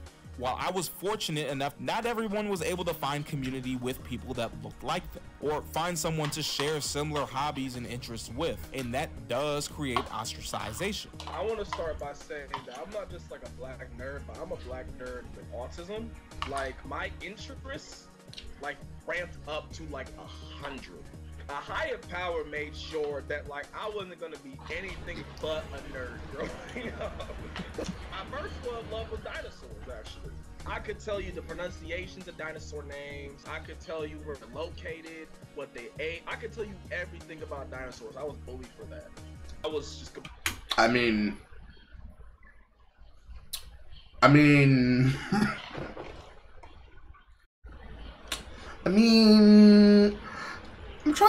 not trying to be mean, but I mean, maybe that's autism. Maybe you just have an obsessive personality about details and facts. But yeah, niggas are gonna bully you for that. I'm sorry. There's no way around it. They're gonna bully you for having dinosaur facts. That's just something that you bully kids for. This guy knows what he knows the difference between the Jurassic and the Triassic period. Beat his ass! It's like an SNL joke. Really bullied for that. As a kid, I didn't. This next session, however, is not an SNL joke. Realize how even crazier for some people it was. There was just a nerd telling you this stuff. There was a black nerd telling you everything about dinosaurs. Like, didn't think that would be jarring enough because I didn't really know that much about like racism like I do now until then. And so like looking back at those experiences, I could see how time moved on, and I would go from like dinosaurs, anime, and stuff like that until middle school where I had enough. I had enough of being bullied and being teased and roasted every single day. So I decided to drop it entirely for most of middle school. I had enough of the bullying. So I dropped all my nerdy stuff and completely dedicated my time to basketball. Now, Pillboy, that goes against your point about supposed black nerds holding back black femmes. This is a black nerd effectively being antagonized for just liking dinosaur facts. To the point that he is tired of supposed racism, which, okay, racism, but racism from who? I'm assuming the majority of the people that you're going to school with are of the same denomination you belong to. So, other niggas were roasting this nerdy nigga into becoming a basketball head. So, if it wasn't people from other races, or, let's keep it urban in their city, if it wasn't white kids that socialized with black kids from the cul-de-sacs, making fun of him and roasting him, just because they could, this is literally the opposite of the point that you want to be making with your video, don't you think? Should Donovan let it go? I think Donovan should have a lot of things that he should hold on to. Like, he didn't have to stop liking dinosaur facts. He could have been the basketball nigga who was crossing niggas up on the court, and after he dunks on your ass, he's like, did you know that a Stegosaurus' tail is 2 meters long and they could grow up to 6 feet tall? I think that would be cool. I'd love to be Dinosaur Donovan's friend, because Dinosaur Donovan is the first one I'm gonna pick for dodgeball. Every single time he fucking nails somebody out, pump! Did you know that a Triceratops' horn was not actually made of bone, but was actually hardened chitin? You're out, nigga! Wait, tell me I'm wrong, Jay. Tell me I'm wrong. I won't. Completely dedicated it so that I would stop having people bully me and I would actually have people recognize me and notice me. I wasn't even like the best at it, but like it got enough attention in a school where there wasn't really much for boys to do, for kids to do, period, but especially for boys. And so that was the only way. A lot of brothers had it. I disagree, Donovan. It seemed like you had a lot to do. Like read about dinosaur facts. Like shit. What's better gonna keep the kids off the street? Playing basketball or being in the library? Clearly, they need to become the next LeBron James. Because if we don't get another LeBron James, what are we going to do when Dinosaur Donovan gets on the court? Rough. And no, it's not always because... Walking up with Stegosaurus pumps. Squeeze them shits. Because they were weird things. Sometimes your environment can just be anti-black as hell. I spent a good amount of time... Yeah, because some of y'all are fucking racists. And bigots. on this channel discussing anti-black racism, but when it gets perpetuated by your own community, it becomes much harder to detect and sometimes even to articulate. Black people, whether they are men, women, non-binary, nerdy, or otherwise, live under a constant microscope. A microscope that judges, scrutinizes, and punishes us for not abiding by certain scripts. But how about I just say fuck your script and I do whatever I want? Oh damn, look at that. I'm no longer being haunted by a toxic cloud of negativity. I don't have to be worried about fitting in. I can just be myself. And I'll naturally fit in with people who want to fit in with me. Message! Narratives in these scripts were constructed to uphold racism. In order Who's racism? Niggas roasting niggas. Whose racism are they upholding? The white man's? Sure. For anti-blackness to work, it requires the policing of other people's blackness. We have to abide by the script of white supremacy, otherwise it can't function. And mind you, the white supremacy of black niggas is roasting black niggas. Okay. no one is free from this. We're all trapped in this web of anti-blackness, being both victims of it and perpetuators of it. A lot of dudes are going to suffer from this anti-blackness as a child and ridicule more severely than others. And when it happens frequently during childhood, it only makes it worse. I can recount multiple negative experiences of this very same anti-black bullying. This is coming I can also recall multiple times where those same black women were roasting the shit out of those other black women, because why won't you bust it open for Donovan?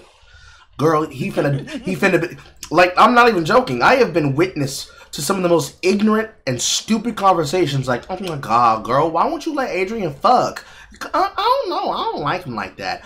Girl, you need to let him drive us out. His mom and dad are gonna have a big party. Everyone will be there. Just suck a little dick. And then next week, oh my god, girl, I'm pissing positive. I don't know what I'm gonna do. I mean, you chose to have sex with him. Girl, you told me to go do it. You don't have to listen to everything I do. Snap, snap, snap, snap. 10 years later, that girl's still taking care of his kid, and she's off with all the other motherfuckers who told her to keep up with the Jones. Wildest shit that came out of my fucking high school reunions. But, point of the matter is, what the fuck are you doing? Why don't you just don't associate yourself with that? But oh, that's right. We have to keep it together. We gotta keep it all in the community, Jay. Blacks to blacks and nobody else. From someone who was very confident in his blackness growing up. We're not going to go over all the classic phrases because we'd be here for hours if we did. I mean, we did agree not to wallow and be miserable, right? But it did happen, and I'm not going to sit here and try to gaslight you into thinking that black nerds did not get bullied during childhood. But you are going to gaslight the men into believing that it's their fault that the black females didn't find better friends.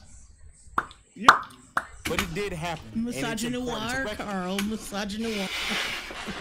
Where's the word for black for racism versus black men? Sandra Noir. Because anti-blackness, especially when combined with bullying, can really fuck a nigga up. And if he's not exposed to anything to open his eyes in time, he's gonna go down the path of darkness. This is the second time they have clearly said that Donald Glover has gone down a path of darkness. Married, half Jewish children, Jewish wife, successful, eating caviar, living the life without any regrets and no pettiness. But you are dogging this nigga's dick because he didn't impregnate a black woman. Now, you may have noticed I've only focused on black men so far, and there's a reason for that. Those bad experiences growing up, as horrible and traumatizing as they were not the only ones who experienced them. Nerdy black women were also sharing our trauma. Earlier, we talked about how black nerds aren't really represented far and wide within the media, and the few times in which we do, it's mostly dudes. While nerdy black women are being represented... Celebrity who has decided to use anime as an aesthetic to sell money and records and get more fame associating herself with people. And I don't even begin to give a fuck who the other one is. Literally the example of you commodifying things that used to have meaning and making them meaningless into shit to be consumed, like tuna cans. Just crack open a can of Nerd and then put it all over your food and then throw it away. and not actually savor the flavor. The flavor of Dusty. More than they have ever before, there still is a huge disparity between the two. And believe it or not, the disparity harms both nerdy black men and nerdy black women. One, because it prevents black women from being able to tell their full story, but also because it prevents us from listening to that full story. Ah, yeah. So when will the black women listen to the black men? Just curious. Never? Ah, I see. Story. As much as a lot of us black men claim to acknowledge and recognize nerdy black women, I feel as if we're only seeing the pictures that we want to see. I guess viewing black kids who have been sort of otherized by their community or our community at points, usually just off of interest alone. I began to pick up pretty early that there were certain obligations as a black person that you have to be a certain way to be considered, and I hate to say it, normal. And that's the ugly truth of it. Anti-blackness is everywhere. Even in you. So let it go, Pillboy.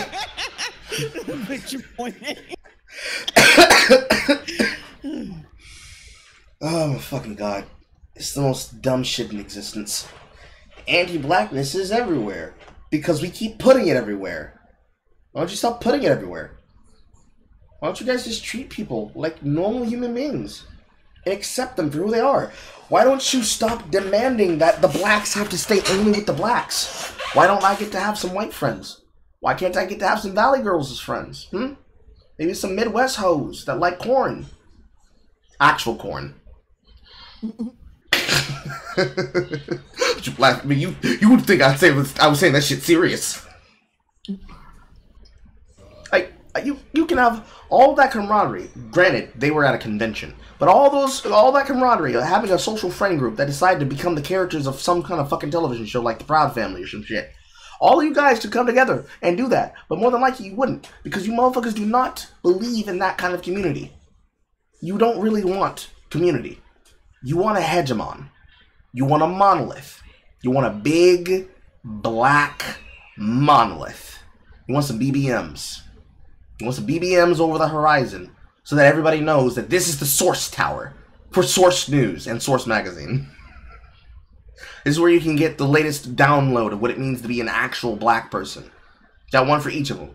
One to be how to be a black hoe. One how to be a black nerd. One how to be a black baller. One to be a black rapper. One to be a black hood rapper. One to be a black female hood rapper that uses her sexuality to try and make herself more popular. Ice Spice. One just for Ice Spice.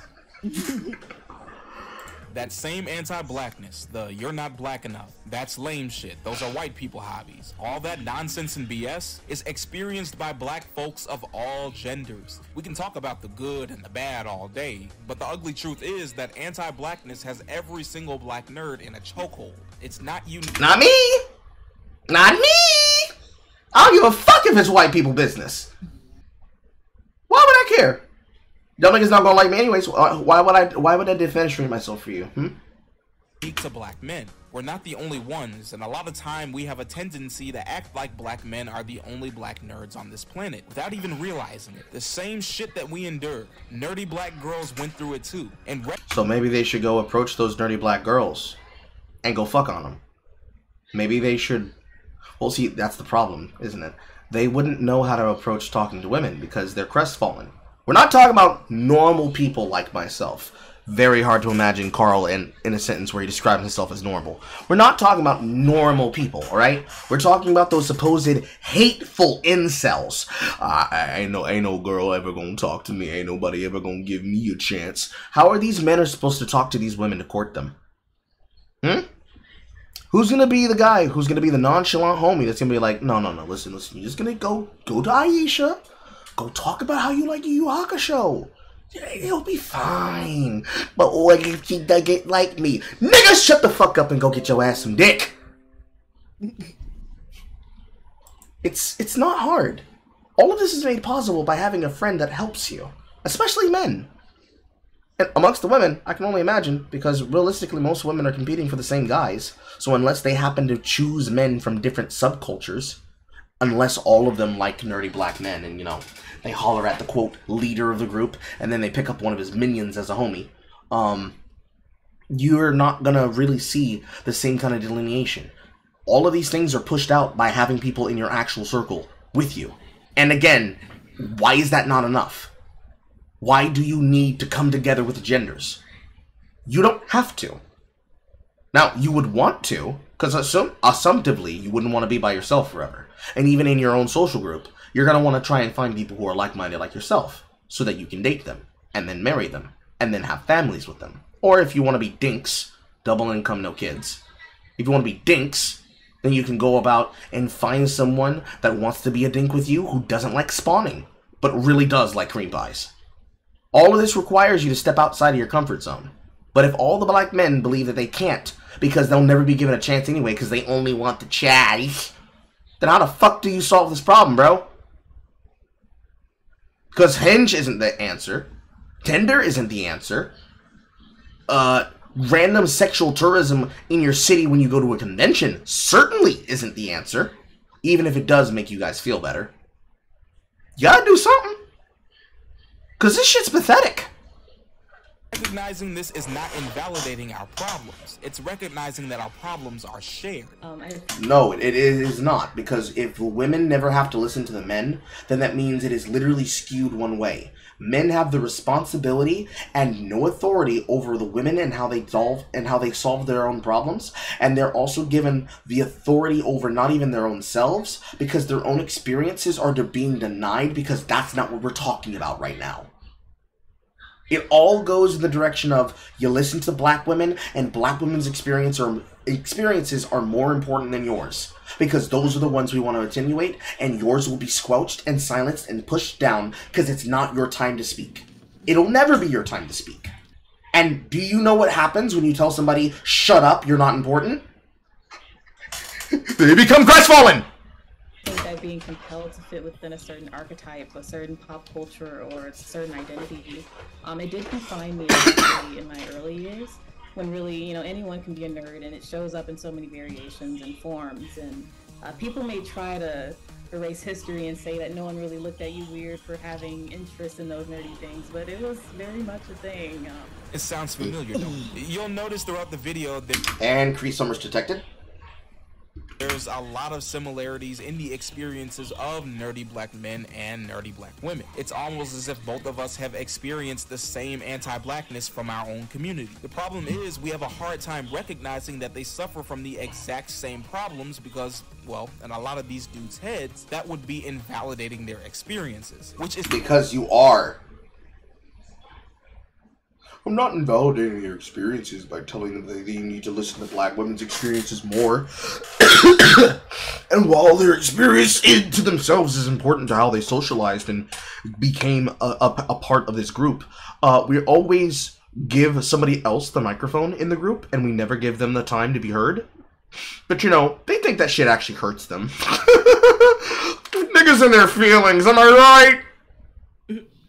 It's just not true. Yes, while there are black women and men out there who will try to retcon history or downplay issues. You mean like how all those people said that people were not being bullied in high school because they specifically did not like anime, and it was because they were the weird kind that did Naruto running? And I yes did indeed, did indeed ran to the cafeteria on every Thursday and every single first Monday of the month to get the biggest breasted chicken, and it was because I wanted to. And the Vietnamese friend who was one of my best friends at that time, alongside what eventually became our gay artist white friend, the two potential lesbians that were fat, the two brothers who ended up dating some of the hottest women of the school, but being so emotionally broken that the two of them eventually settled for white and pasty women, and then the women of the group that one became a teen mom, but was probably one of the best people who have helped me out with a problem when I eventually ran into her again in our adult lives,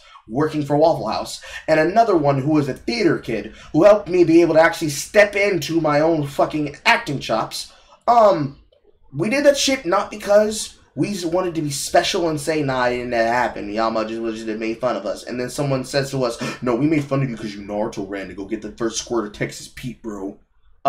It's because you guys didn't understand them. You didn't want to understand them. You still chose not to understand them. And then years later, to try and disassociate yourself from the fact that some of you were directly the bullies, you tried to do everything in your power to say, no, it wasn't really that bad. I didn't actually hurt that guy's feelings when I dunked his head in the toilet because I said his head looked like a floating cloud. I didn't really hurt that girl's feelings when I said she was too nerdy to talk to me because she had a fucking Pokemon silver carry case. These are not things I did to people. These are things that I witnessed happen. I didn't really hurt that guy's feelings when I told him you're too fat to be on the football team. So he became a member of cross country and became the most slim guy of the school and married what eventually became the richest woman of the school year of our graduating class. No. I didn't do all those things. I was one of the normal ones. You know, bitter people who made fun of the people who dared try to be different. Most aren't doing that. In fact, the majority of nerdy black women are venting their frustrations in a manner similar to us. We only consider downplaying or invalidating nerdy black men's experiences when it doesn't fit our narrative. That narrative being that nerdy black men were the only ones who faced anti-blackness in childhood. I mean, all y'all roast each other, so, like, that's obviously not true. But, you know, outside of integrated inner cities, of course you're going to be antagonistic to people that you don't know. And, you know, that's bad. Don't do that. But then also, what are you actually saying? We recognize this is false, the sooner we can begin to remedy this. Our pain is significant. Our pain is horrible and our pain is valid. But our pain is not exclusive. When discussing this trauma, I feel as if there's one key element that is always unacknowledged, and that's childhood. While not exclusively, most of these anti-black sentiments that all black nerds go through tend to happen during childhood and or adolescence. Go to therapy. Which explains a lot and gives more context. Go to therapy. Whenever you face bullying or trauma as a child, it's going to leave lasting effects on your self-image and psyche. Go to therapy. As well as being instrumental in shaping how you end up viewing the world. Do the shadow work of figuring out how that trauma affected you, and then keep going to therapy. If you take a young black nerd, and this is the third time, man, woman, or otherwise, and ostracize their identity at a young age, there's a good chance that ostracization will lead to them forming harmful and negative generalizations about members of their community based on specific anecdotal experiences. And whose fault is that? The person's, right? So guess what they should do? Say it with me. Say it with me, Jay. Go to therapy. Come on. Say it for the people at home. They need to hear it from a strong black woman. That way that makes it valid and real. Wait a minute, what am I supposed to say? I was completely zoned out right then. Oh my god. Basically, he's molding and saying that the people who just experience bad things happening to them in their youth are shouldn't be going to therapy. And I'm telling them, go to therapy. Do the shadow work, go to therapy. We have to have a strong black woman say it. That way it's valid and real and they'll listen to it. Go to therapy. Earlier, we talked about the path of light and the path of darkness. We discussed how the path of light is when a black nerd actively fights to avoid letting the anti-blackness from their past determine their future. That's called going to therapy. And instead rallies to fight and make their community a better and safer place. I mean, they can make their environment a safer place. I don't know if they have to make their community a safer place, because that implies that I have responsibility for you and what you do, and I don't. And I shouldn't. Like, community are the people that you actually commune with. I commune with myself. I commune with my audience. That's why it's my community. I commune with Jay. She's my friend. Mm-hmm. If Jay did not know me, is she supposed to commune with me as some random nappy-ass nigga on the internet? This is the good path. But then we have the path of darkness. The path of darkness is when a black nerd lets the bullying, ostracization, and trauma they faced during childhood eat at them. That's, again, therapy. The opportunity to heal hasn't been given or taken. Okay, no. That's not how that works. The opportunity to heal from scars and trauma is not something that has to be given. It is something that is solely taken. It is something that you are either given an opportunity for, or that you eventually come around to and get to on your own path and then take for yourself. The only time you give somebody the ability to heal is if you are the person who caused them the trauma. Now, many of you should be giving apologies to the people that you directly scarred, because the 90s generation were a lot more savage in the way that they did their antagonization and their bullying and shit.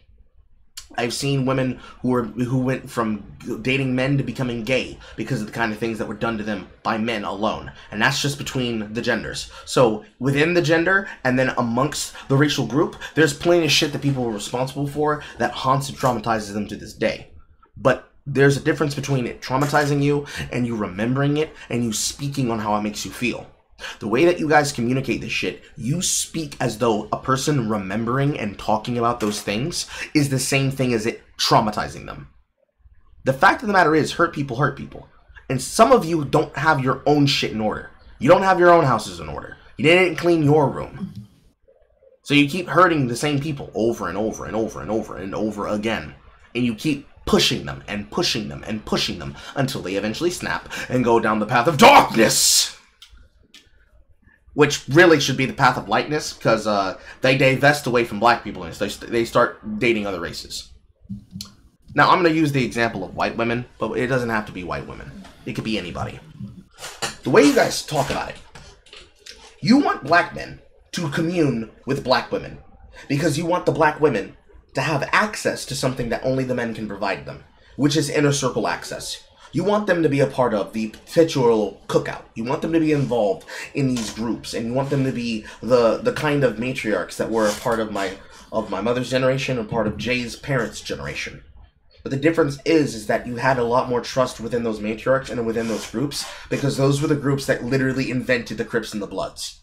The citizen revolt already being in progress, and the blood of the neighborhood running through the streets like the veins that go from Iberville all the way to Englewood is something that only exists amongst people who had to literally deal with unironic, real racism. Not this play racism that you guys like to talk about and claim actually happens to you, where you're terrified of potential boogaloo boys, so that people like Praise and Shadows can talk about people like Wendigoon. I'm talking about real racism. Black Hollywood, Black Wall Street being burnt down because I'm not gonna let no black man ever have more money than me. You motherfuckers have not experienced real racism. And even when you hear talk that could be close to it, and it's just a bunch of gamers joking on a voice chat, you get spooked out of your drawers. Shit stains and all. So no. You just don't understand the difference, and you need to go to therapy so that you can learn what the difference is. I've been to therapy. That's why I know. I've done the work. And the best part is, the work is never over. You still have to continue thinking about your actions. That's why sometimes I overthink shit. Because I slow my brain down to a crawl so I can consider what I do and how it affects people. Like anybody would. But for me, I sometimes think too much. And I think too fast. So I have to do that so that I can actually think about all the angles I'm probably not perceiving. Because I didn't used to do that. And that's why there's a year 0 Carl. And why year 10 Carl, that's me, knows that this is true. Because the hardest part of this is the shadow work. Because forgiving other people is easier than forgiving yourself. It's already hard enough to apologize and to admit fault and blame. But it's even worse to forgive yourself and be okay with forgiving yourself. There are people who will never be able to shake the fact that they need to be able to provide for somebody because they saw their parents struggle and they said to themselves, I'm going to do everything possible to make sure I never have to see my parents struggle like that again. Guess what that generation was? That was the single mom generation. That was the 90s generation. That's the latchkey divorcee kids. Those are kids like me. Technically, those are kids like Jay. They grow up dealing with that shit. And they live it internally. The boys, those are the ones that get that strain of, I have to be successful so that my hands look like this, so that my mama's hands can look like this with a mimosa. Meanwhile, in the heart of their hearts, they can't forgive themselves for the shit they went through, because when they start dealing with it and they get to the point where it all clicks and it's like, oh, I could have been having this the entire time. I could have been liked if I had just changed who I was. They start to hate themselves internally. They hate themselves for the things that they used to love, like Donovan did, and they changed themselves for the worse, not the better. And then they hate themselves again, because I thought I should change myself and that people would finally accept me and not treat me weird. But it's already locked in. And instead of committing to a direction or going back to what they were, they end up in an in-between place where they're half in, half out. They end up a difference between a Negroes and a nigga. And unfortunately, these niggas are lost and they can't not get out of this stuck state. It's a state of choice paralysis. The same thing as affect women, but it's different for the girls. For the girls, it has more to do with missed opportunities than it does self-perception.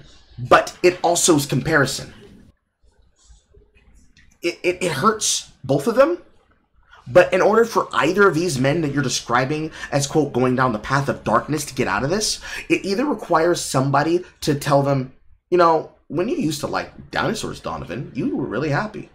I don't know why you out here on the basketball court trying to be a point guard, but, you know, if you like it, I love it. And you walk your happy ass on and let your fucking words do their bit. For me, it was a Jamaican barber telling me one day you're going to look at your life and you're going to decide what kind of man you want to be. You have to choose. Do you want to constantly be impressing other people so that you can feel accepted until the next time you feel a cold chill go down your shoulder when you feel someone reject you in public, and they do so publicly to make you have that reaction so that they show the real you to the people that you, quote, have been accepted by? Or are you going to be okay with yourself in the shadow of the night and say, you know what? I don't care if I'm alone forever. I'm me. And I'm gonna be me till the day I fucking die. And if you don't like it, lick my wiggly fucking dick. Because that's shadow work. That's what you're supposed to do. To put this in anime terms, in every single show where the hero gets a superpowered evil side, that's, I'm the evil in your heart! And someone's telling them, kill it and become a normal hero! That's the opposite of what you're supposed to do. You're supposed to accept it. You're supposed to accept your hollow Ichigo Kurosaki. You're supposed to accept the potential of becoming an Uzaru Goku, because that's how you get to your next evolution of power. In most holistic series, usually the ones that are Christian in basis, that is the forgiving of your own sins. You sheathe your sword, you stop trying to fight your evil shadow, and you accept the fact that it's a part of you. And no amount of damage you do to kill yourself is going to remove this part of you. It's a permanent stain on your soul. So don't let it be a stain. Let it be another color on the palette that is the painting of your life. Don't unweave the tapestry of your choices and unfurl yourself into a strand of colored string to be fed into somebody else's machine. That's how you become healed. So when they try to do that to you, it doesn't hurt anymore. It doesn't mean that you don't have a scar. It means when you look at it, you're like, huh, there would have been a day that would have actually worked on me. And you walk past their happy little ass. And when you look back at those situations where that happened, occasionally, you might go into your closet, your mental closet, and you might pull out how you felt in those moments. Because sometimes, you do need to have that darkness. Because ironically enough, shout out to the Homath, women do not respond to men who have no kind of potential danger edge to them. That doesn't mean that they're going to accept men who are just goody two-shoes all the time and they never seem like a threat. You need to have the ability to turn it on and turn it off. Turn it on and turn it off. You need to have the ability to turn on your aggression when you need it, to protect yourself, and the ability to put yourself at a point of being friendly and know when a person is a friend and a foe. Because if you don't do this, people will walk on you. Because they're going to use this as a way to keep you in that choice paralysis. It's what feminists do when they say that men are toxic. Toxic masculinity is the thing that kept society possible and going. It's just that those toxic men knew when to turn it on and they knew when to turn it off. That's why women usually, as a stereotype, would look at examples of James Bonds over the years.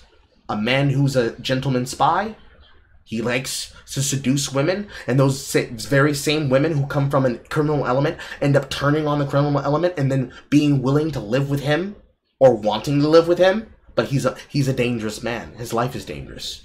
You might get hurt standing next to me. That kind of shit is literally what makes up the majority of our grandparents and our parents' romantic history. But they had to put themselves out there. They had to pursue them. And they had to deal with the fear of that. Our generations, they can't deal with that fear.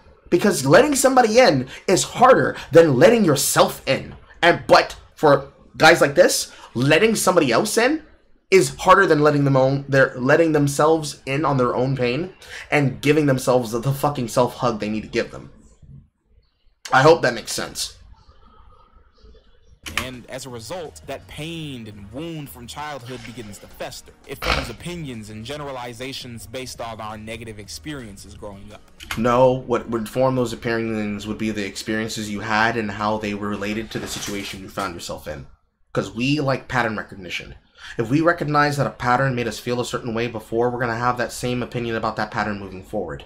And unfortunately, this is where the red pill shit would come in, but you can't even blame this on the red pill shit anymore. Because they're being fed this shit directly from people who misuse and malaprop words that don't mean what they think they mean, or force them to mean something that they're never supposed to mean, so that they can be able to use a thought-terminating cliche to dismiss these people and never have to think about them until they become a school shooter. Dead ass. You push them out of your mind until they're going to threaten you with a gun. And then all of you get turned into wheelchair Jimmy. Leading to a bitter path of resentment. And that's the 4th time he's done it. He just really loves coming back. He just really loves coming back to that one picture. He never uses a different picture of Donald Glover. Just sitting there in the orchard. The most peaceful example. Like, this hateful, bitter-ass, monkey motherfucker. He does nothing but hate black women. His entire being is minstrelsy and misogynoir. And he's just like, I just really like oranges, bro. Like, I don't know. The color orange makes me feel happy.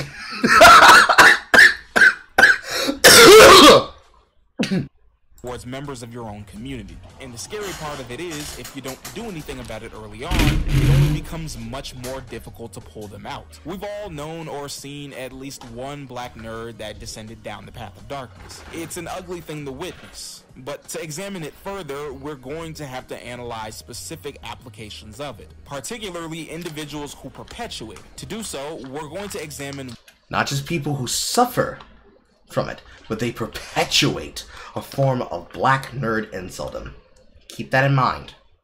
One man who I feel is a perfect example of this. Many of you may already have an idea in your head who this is, so let's give it up for the man himself, the one and only. People think I have a fetish.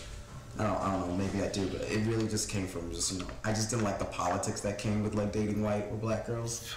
Then you're like, okay, and then you date like a black chick, it's like, oh, as soon as you just make it, you're gonna break up with her and date a white, and it's like, I don't wanna deal with like Asian chicks, like people are always like, you know, they're like, oh, okay, dating an Asian chick, nobody cares.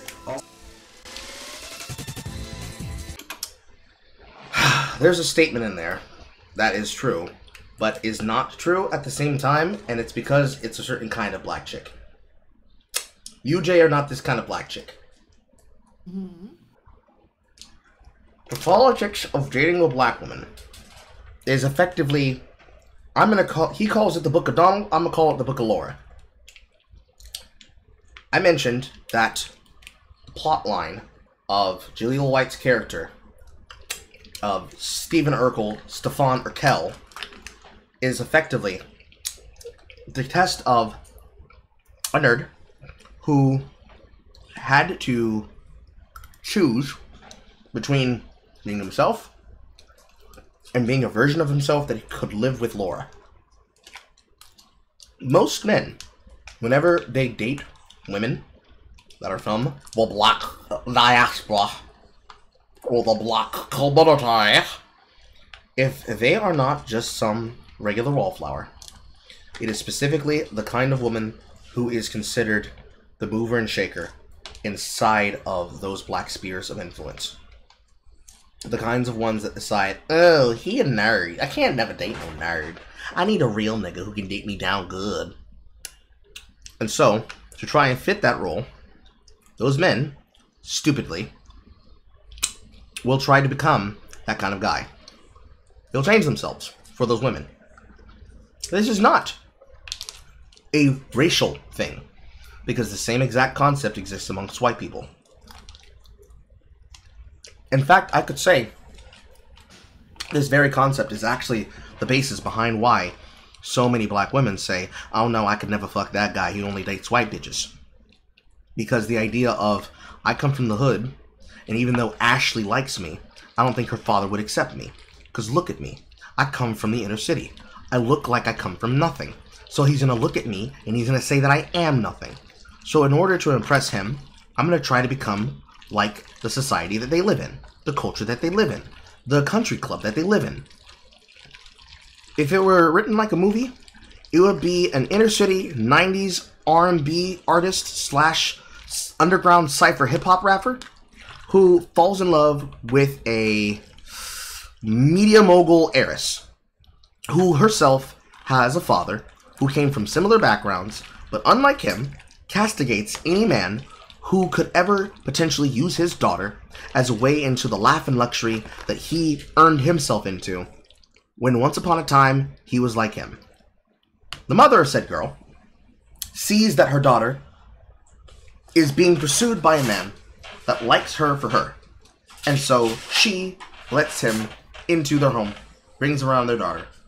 And the only time in the second act of said film when they say that they're forbidden to see each other is when he tries to transform himself into something that he clearly isn't. Because the mother recognizes what the father probably doesn't want to see, that once upon a time they were basically the same type, and all she wants to do is see what is good for her daughter. And she wants the kind of man for her child that knows who he is and is not going to compromise that for anyone. But the problem here with this concept is that in the concept of the Book of Donald, he's specifically talking about loudmouth black women who decide he's not cool enough, he's not black enough, he's not a celebrity enough, and he has not earned the kind of fame and the kind of praise and the kind of clout that he's been given by being himself. Truly, the life career of Donald Glover, from making and being an onstage comedian to becoming an actor, director, and musician, is the difference in evolution between Donald Glover and Childish Gambino. Because technically, they didn't recognize him as anything until he put on that fucking mustache and he grew out his goatee. They didn't see him as black until he looked like the kind of black man that should be acting across from Zazie Beetz. You get what I'm saying? Mm-hmm. They only saw him as that straight-laced nerd that was that filler character from Community. When he stepped into that position, into that era of his career, it's kind of like all those girlies that said the same thing about Billie Eilish and her eras of her changing her hair. But the difference was, Billie Eilish is actually a perfect case example of exactly the kind of female insulting you would expect. If you give a nigga some confidence, he'll think he rules the world. Meanwhile, Donald ain't giving a fuck about none of it because he sees the problem and he's like, you know what, I'm not going to do that. And when people judge him, I can hear her vacuuming. And when they recognize that in him, they say, oh no, you divested from the black woman because you're racist. I'm like, no, I don't want to deal with any of the politics of it because I know you're going to debate the shit. But Donald actually has a response to this that I did tell you about, but you'll see it. But this is where the bullshit gets real, and this is where I eventually was like, no, I ain't wasting all my time on this. This one kind of hurts, and I'll straight up admit it. A lot of us black men creatives owe a lot of inspiration to Donald Glover. The man is I owe my black inspiration and creation to Cat Williams, bitch. Immensely talented in Cat Williams and Lisa Lampanelli, ironically. Both terms of music and screenwriting. Growing up in the 2010s, many like me weren't exposed to many examples of black men on screen. Cap. You don't know good television. Shut the fuck up. That had geeky interests that weren't played for comic relief or ridicule. After a while, seeing Steve Urkel and Irwin from Billy and Mandy over and over again gets kind of tiring. This nigga just lied and said, as much as we all love Irwin, nobody liked Irwin. Irwin was the annoying side character that lusted after a woman who didn't like him.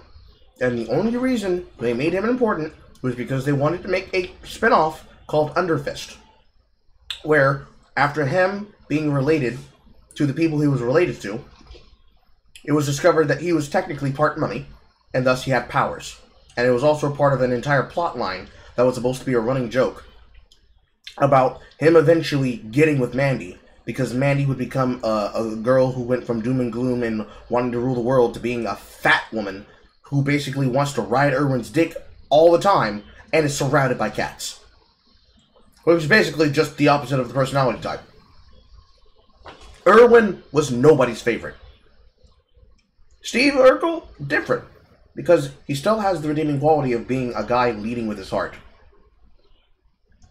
Or as people who apparently they're more into this opera play called Epic, leading the world with open arms, greeting the world with open arms. Y'all niggas did not like and did not follow characters like that, because you're not about to lie to me and say that there were not animated characters that existed like this, and that there were not live action examples of characters that existed like this. Hate to say it, but Time Saban being a Clinton Billionite, that motherfucker made multiple examples of exactly the kind of characters that you'd want to be, and I don't care if it's Power Rangers or not. Those character examples existed. They were very prevalent through the 90s, because they were the same kind of characters that were being put into shows by Disney Channel. And all the other shows and networks that made shows for that age group. You're fucking lying to me, okay? I have rewatched Don't Look Under the Bed too many times to have y'all niggas lying about this. That, The Color of Friendship, The Look of Irish, 13th Year, stop it. Stop it. Stop the fucking lying. Glover, from his various early roles, managed to break this mold by portraying quirky black male characters that had nerdy tendencies, yet also had a charm and charisma to them. Many people, otherwise known as autists, caught on to this. Deranged autists. And began to take notes of this black man who was into nerdy shit, but could still be seen with conventionally attractive traits. You mean also known as, who's this nigga on stage who's famous? A lot of black boys, they saw someone who was a non-stereotypical example of this. And he very much was a stereotypical example of this Stop the Cat. Someone who more so resembled us than the caricatures painted by the media. It didn't take long for him to become that archetype for nerdy black men. Hell, at one point there were even jokes about him playing Spider-Man. That's how— They were not joking. You guys wanted Black Spider-Man. You wanted Miles Morales, and you wanted him to be Miles Morales. How wide-reaching this became. His music and stand-up helped seal the deal for many, creating a massive fan base, which I, as a child, was a part of. He had a good number of albums that were— okay, I'm gonna be honest with you, most of his music has not aged well. One of the biggest lies. Like at all. Here I am now an adult, and the music don't really hit the same. You know, as a 13-year-old, I thought Camp was fucking deep, you know? But now, yeah, that's just not it. He's got maybe about 2 albums that are worth it. It did 2.5. Because the internet is okay. Awaken My Love is pretty solid. If only he paid the model on the cover, but that's besides the point. Donald became very significant to nerdy black men, especially those who felt as if their blackness was under constant threat from both inside and outside of the community. He was able to relate to a contingent of young men that felt they were not represented or seen at all, while simultaneously being very good at storytelling. But this came as a double-edged sword, because so many nerdy black men, including me, gave him space for telling these types of stories. It also caused us to turn a blind eye to some really weird behavior. My relationship to Donald Glover is so complicated. I'm inspired by him in the sense that he is a black man that could do whatever he wants. And I took that and ran with it. Speech, theater, band, choir, activism, dinosaurs, video games, literally all of these things. Everything I saw out to do, I was like, I'm gonna be the best at it. I cannot. God damn, that's a great story. So instead of focusing on Donald Glover the man and idolizing him, you should have idolized yourself, so that you would not have this problem, and you wouldn't end up here being an example for Pillboy to really just hate Donald Glover publicly. Dismiss Donald Glover completely, because if it wasn't for his example, we probably wouldn't even be here talking. We probably would not. One of my all-time personal favorite shows, and I know I love it so much because I have criticisms of that stuff. With that said, I hate how he portrays black women on the show.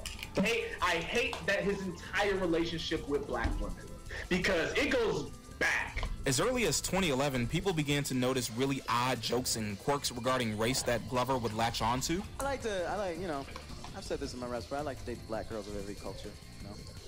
you know, like Filipinos. They're like the black girls of Asians. Armenians.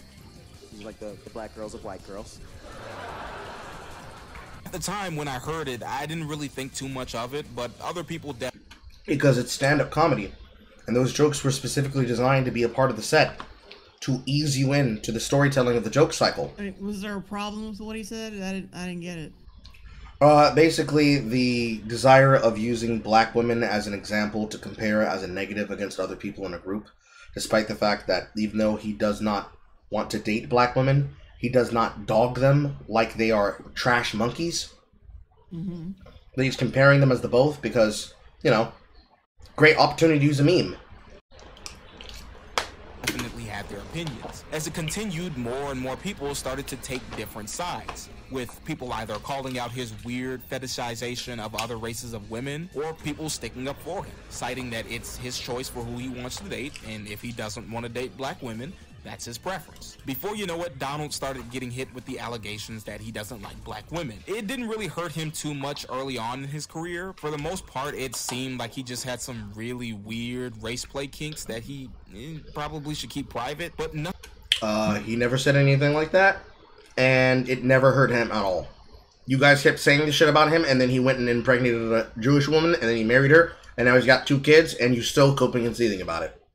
Nothing too massive, but as time went on, he wasn't doing much to help his case. With each new critically acclaimed project that he would release, his work would be more and more scrutinized, with many people analyzing how his writing tends to treat black women. As critically acclaimed as projects such as Atlanta or Swarm were, many of these projects had rightful criticisms for their portrayal of black women. Despite the fact the Swarm was literally going from the viewpoint of a black female lead. Doesn't matter. He's bigoted against women. That's why he put a woman as the lead in one of his projects. Ah! Either constructing them as one-dimensional, angry, impatient, irrational, or, in some cases, very dehumanizing. He pretty much portrays or has the darker-skinned black women characters kind of portrayed as aggressive and loud. I didn't know if I should... Darker-skinned females. Portrayed as aggressive and loud.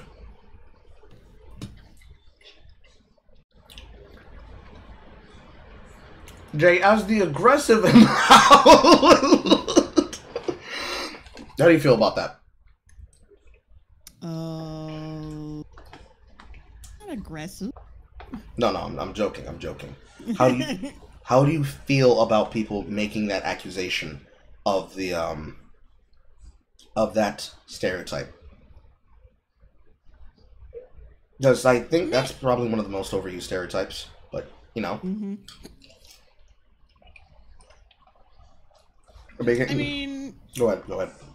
No, you go ahead first. Making it seem as though he has a hatred towards black women, and when you say black women, you say he has a hatred towards dark black women, therefore making it a double dip of colorism on top of just general misogyny. I think it's a lie. In my personal perspective, because, like, if somebody were to make the same kind of criticism of myself, they're basically saying, I don't only hate my sister, I also hate my mother. I hate my sister because she looks a little bit too close to the skin color of Zoe Saldana, but then I hate my mother because she reminds me way too much of Latifah, and that shit don't make no fucking sense. Because, why? But what would be the impetus? The impetus is I hate them because I hate my mother, therefore I hate all women that look like that? That would mean I would hate you. That doesn't make fucking sense. That doesn't... Where does that come from? It must come from personal experience. We're talking about Donald Glover here. So, what instance can you say that he hated this kind of woman? And if those kinds of women were the ones making the accusation, namely, women accused him of colorism, saying that he didn't like fat black women, were those the women that were trying to pursue him? Were those women that were fan of his that said, why will you never pick a woman like me? Why do you always date the white bitches? Why do you always date the Filipino bitches? That sounds like a little bit closer to the truth of the matter. But, you know, your opinion. What's your opinion of that?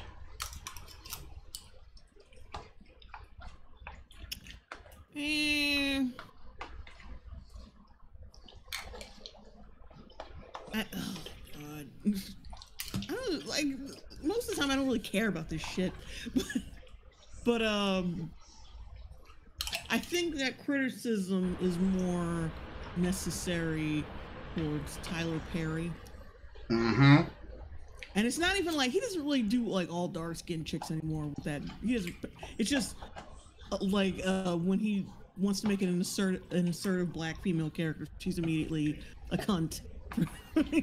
It's like that the movie he just came out with, the friend character, Megan Good's friend character. Like, I get you trying to defend your friend, but it's like you're an asshole at the same time. I think Tyler Perry has like, because he's got his own fucking damage. I think he sees like women as his how do I put this?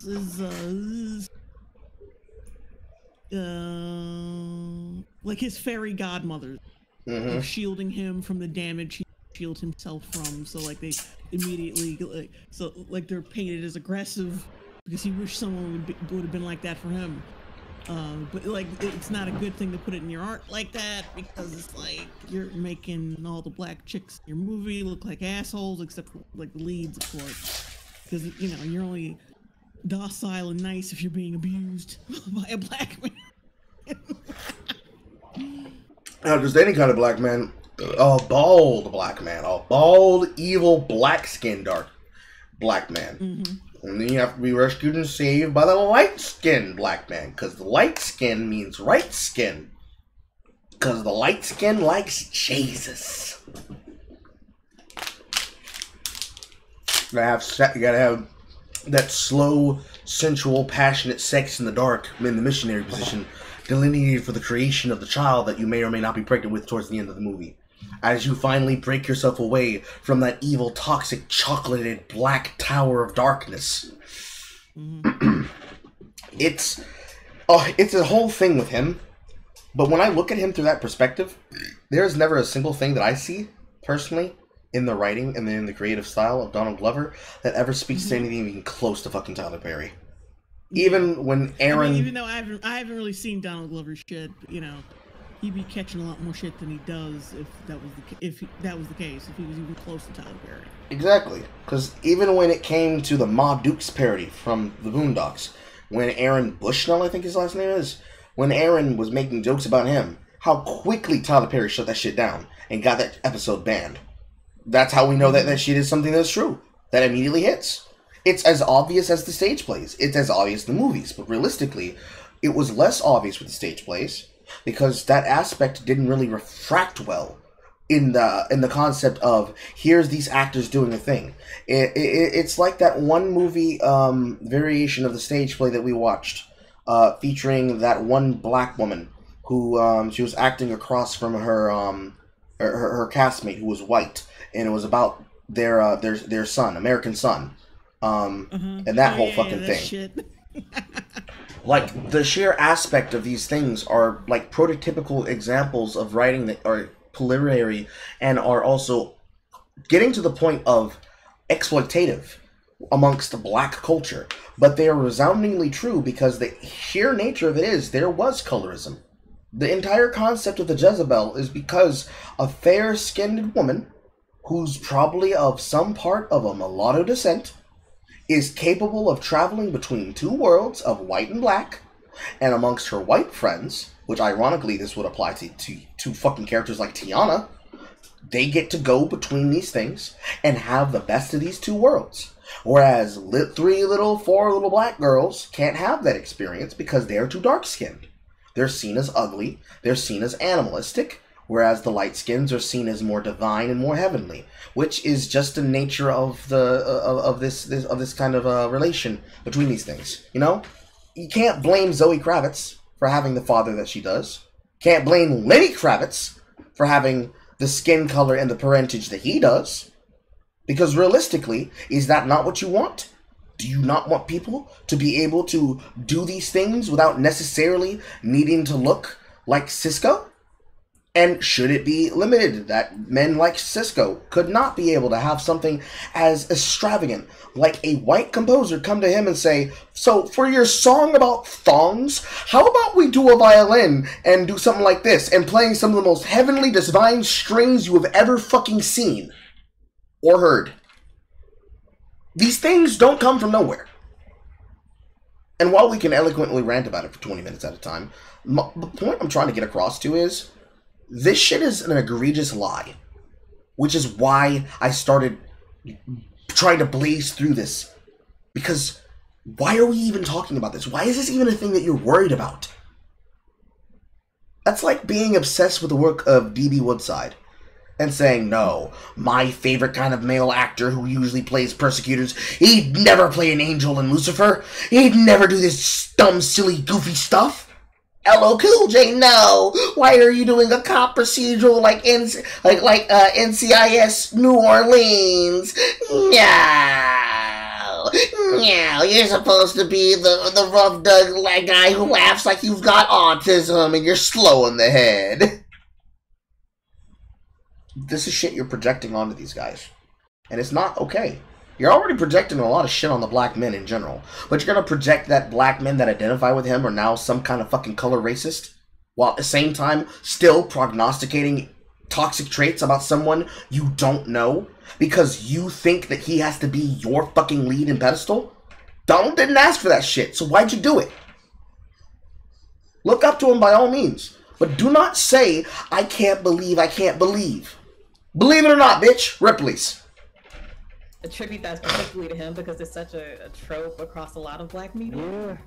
Definitely reinforces it 100%. In an interview with Vulture, Swarm lead actress Dominique Fishback details some of the directing choices she would receive. Donald Glover draws ire for comparing Swarm character to a dog. Actors in general want to be layered performances, and I don't think Dre is that layered, Glover added to Fishback's character. I wanted her performance to be brutal. It's a raw thing. It reminds me of how I have a fear with dogs because I'm like, you're not looking at me in the eye. I don't know what you're capable of. He wanted the character to be more visceral, and you tried to say she's a Pomeranian. Nigga, are you for real?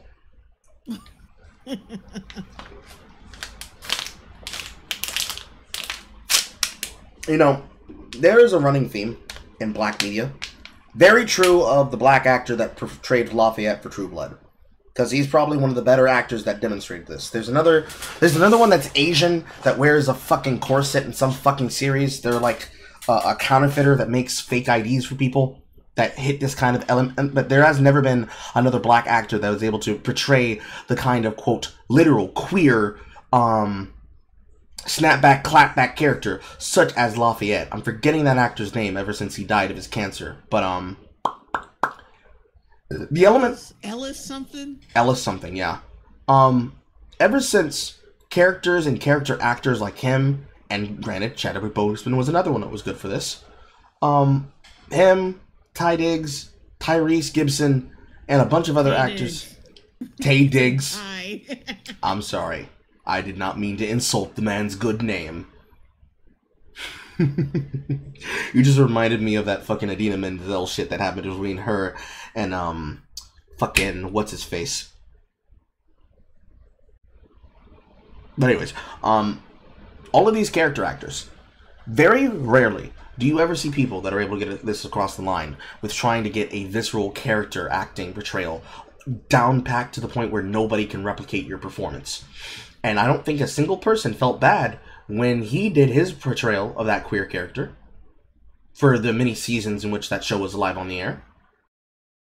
I remember it because one of those characters from Lucifer was actually the gay lover of his character for True Blood, because that character originally dies in the Sookie Stackhouse books. And ever since, people say they want to see characters who are him or are her, who are serving father, who are serving mother.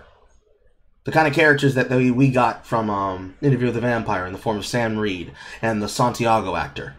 They want characters that are characters, that they disappear into their role and they deliver something that elevates the work that they're in, even if they're in dog shit. Yet, And still, even when they get those kinds of works from people like Donald Glover, they look for a way to try and justify doing anything at all. To try and be something other than human towards them. Because this next line here, where he was directing her, you're not regular people. You don't have to find the humanity in your character. That's the audience's job. That is supposed to be the point of a character who's obsessed with parasocial relationships to the point that she acts like a violent stalker.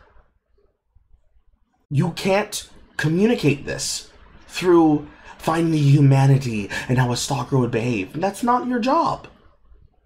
If he's telling you to act that way, it's because that's how the character should be portrayed. It's not because he's trying to make you lesser than. He's trying to elevate you to a level that you probably do not see. Granted, this is the difference between acting and, say, somebody trying to give you a piece of advice that you try to ignore.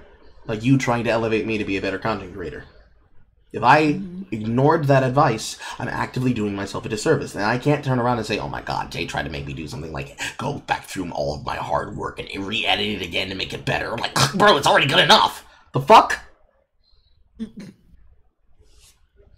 From Glover, citing them as confusing and at sometimes asking her to view her character as more of an animal rather than a person. From his dating choices to his insensitive portrayal. The show, it's called, like, if you want to make art, you're gonna hear things that sound fucking weird to you. That is, if you don't understand them, or if you take them everything fucking personally. Get the fuck out of Hollywood or like anything, because you're not gonna have the emotional or intellectual capacity to fulfill your job as a fucking actor. A fucking actor, fucking comedian. If you take things too fucking personally in your life to the point that you can't find the humor in the situation and say, you know what, even though in the situation I was mad as fuck, that nigga was right. It makes for great fucking segues on stage. Half the fucking job is telling the story of how the shit happens. So you want us to get you to understand the story of the emotion of why a character in a show called Swarm, about a stalker fan who's violent, why would I need to say, why can't I have humanity in my character? Because you're not supposed to have it. The lights are on, but nobody's home, girl. That's the point of your character. He wrote the shit. Do what he's telling you. Of black women in his work, it's no surprise that many would start to assume that Donald deep down has beef with black women. When you factor in his unabashedly nerdy past, many assumed that it stemmed from his childhood trauma. Like we said, childhood trauma of what? Being rejected by black women? Why would they reject him? He's rich and famous. I thought y'all niggas liked soft niggas. I thought you liked soft men. I thought you liked the drizzle era girlies. But more importantly, if that's the context we're going with, so can we look at Jordan Peele and accept that he has a hatred for whites? How many times he's had character actors like Elizabeth Moss embarrass themselves? Let alone the other one, the Ashley one from Girls? Can we say that he thinks white people are literally the devil that steals the culture from your skin, your soul, and your hair? No? We're gonna keep lying to ourselves still? Okay, I guess. Earlier, bullying from childhood can fuck you up really into adulthood, and Glover has talked extensively about his bullying experiences growing up in Stone Mountain, Georgia. Hell, one of the best episodes of Atlanta is about bullying. FUBU, a flashback episode where we follow Earn through his anxiety-inducing school experiences. I hate how relatable that episode is. It's clear that Donald's bullying and mistreatment for his nerdiness as a child really shaped and molded subconsciously how he views black women today. Or maybe he just wrote that and it's a really gripping experience that's visceral for everybody because we all experienced an intense bullying like that? Where are you getting this from? Did you grow up with him, nigga? Not possible. He's older than you. So where is this coming from? Where is this trauma? Can you name it? It's not pretty. Donald has tried to do some damage control in the form of interviews, but they haven't really nailed the landing. This is the thing that I was telling you about. He basically interviewed himself, and he said exactly the thing that they hated. Are you afraid of black women? Why are you asking that? I feel like your relationship to them has played a big part in your narrative. I feel like you're using black women to question my blackness. Because he doesn't like the dark chocolate sisters, that means that he is actually a poser, and he's not the real kind of black nerd that everybody should be following. Because a real black nerd lets black femmes take control of his narrative and tell him what he feels, and tell him that he needs to minimize himself so that the black women can shine. Because that's what it means to be a black man. You step out of the way and you let the woman take your balls. At the end of the day, he's probably never gonna beat the I hate black women allegation. He don't got to. He's got a Jewish wife. But when we analyze these types of reactions that dudes have to valid criticisms... The reactions of, nigga, who do you think you are? What do you think that responds to? Do you think Jordan Neely should have died? Regarding misogynoir, it allows us to frame this style of logic. To do this, we're going to examine what I've coined the Glover effect. The Glover effect is a trauma response in which a black man uses childhood trauma as a justification to perpetuate the same anti-black misogynoir that they once were on the receiving end of, while simultaneously denying it. Let's break it down. It forms in childhood when a black child is exposed to bullying and mistreatment from within their own community. This could come from nerdy interests, music, fashion, hell, anything that a black child could get bullied for. The child usually never gets a chance to heal, so all that vitriol and resentment carries itself into adulthood. That's not true, because if they were able to get out of the situation and were not constantly under a state and threat of survival instinct, then they did get a chance to heal. But they probably didn't take one because... Can you guess the answer, Jay? I don't know. Black people don't go to therapy. Oh, right. Yeah. And black people don't go to therapy because... We're shamed for it by other black people. And that's white people shit. Mm-hmm. A black child, now an adult, has allowed their trauma to form negative generalizations of the community based on how they were treated before. Okay, so ostracize them. And they're gonna either figure it the fuck out, or they're gonna be like that for the rest of their lives. That's not your job, it's not your problem. You are not the grand poobah of inclusion. At surface level, this sounds like nothing more than internalized self-hate, which it is to an extent, but what makes it the Glover effect is the denial aspect. For the Glover effect to work, this person has to continuously deny that they're being anti-black. In their minds, they don't hate black women, they think black women hate them. I mean, the difference in that statement is not... Oh my god. Okay, let's break it down. In their I don't hate black women. The sisters... We don't say that. The sisters just ain't into me. This is true.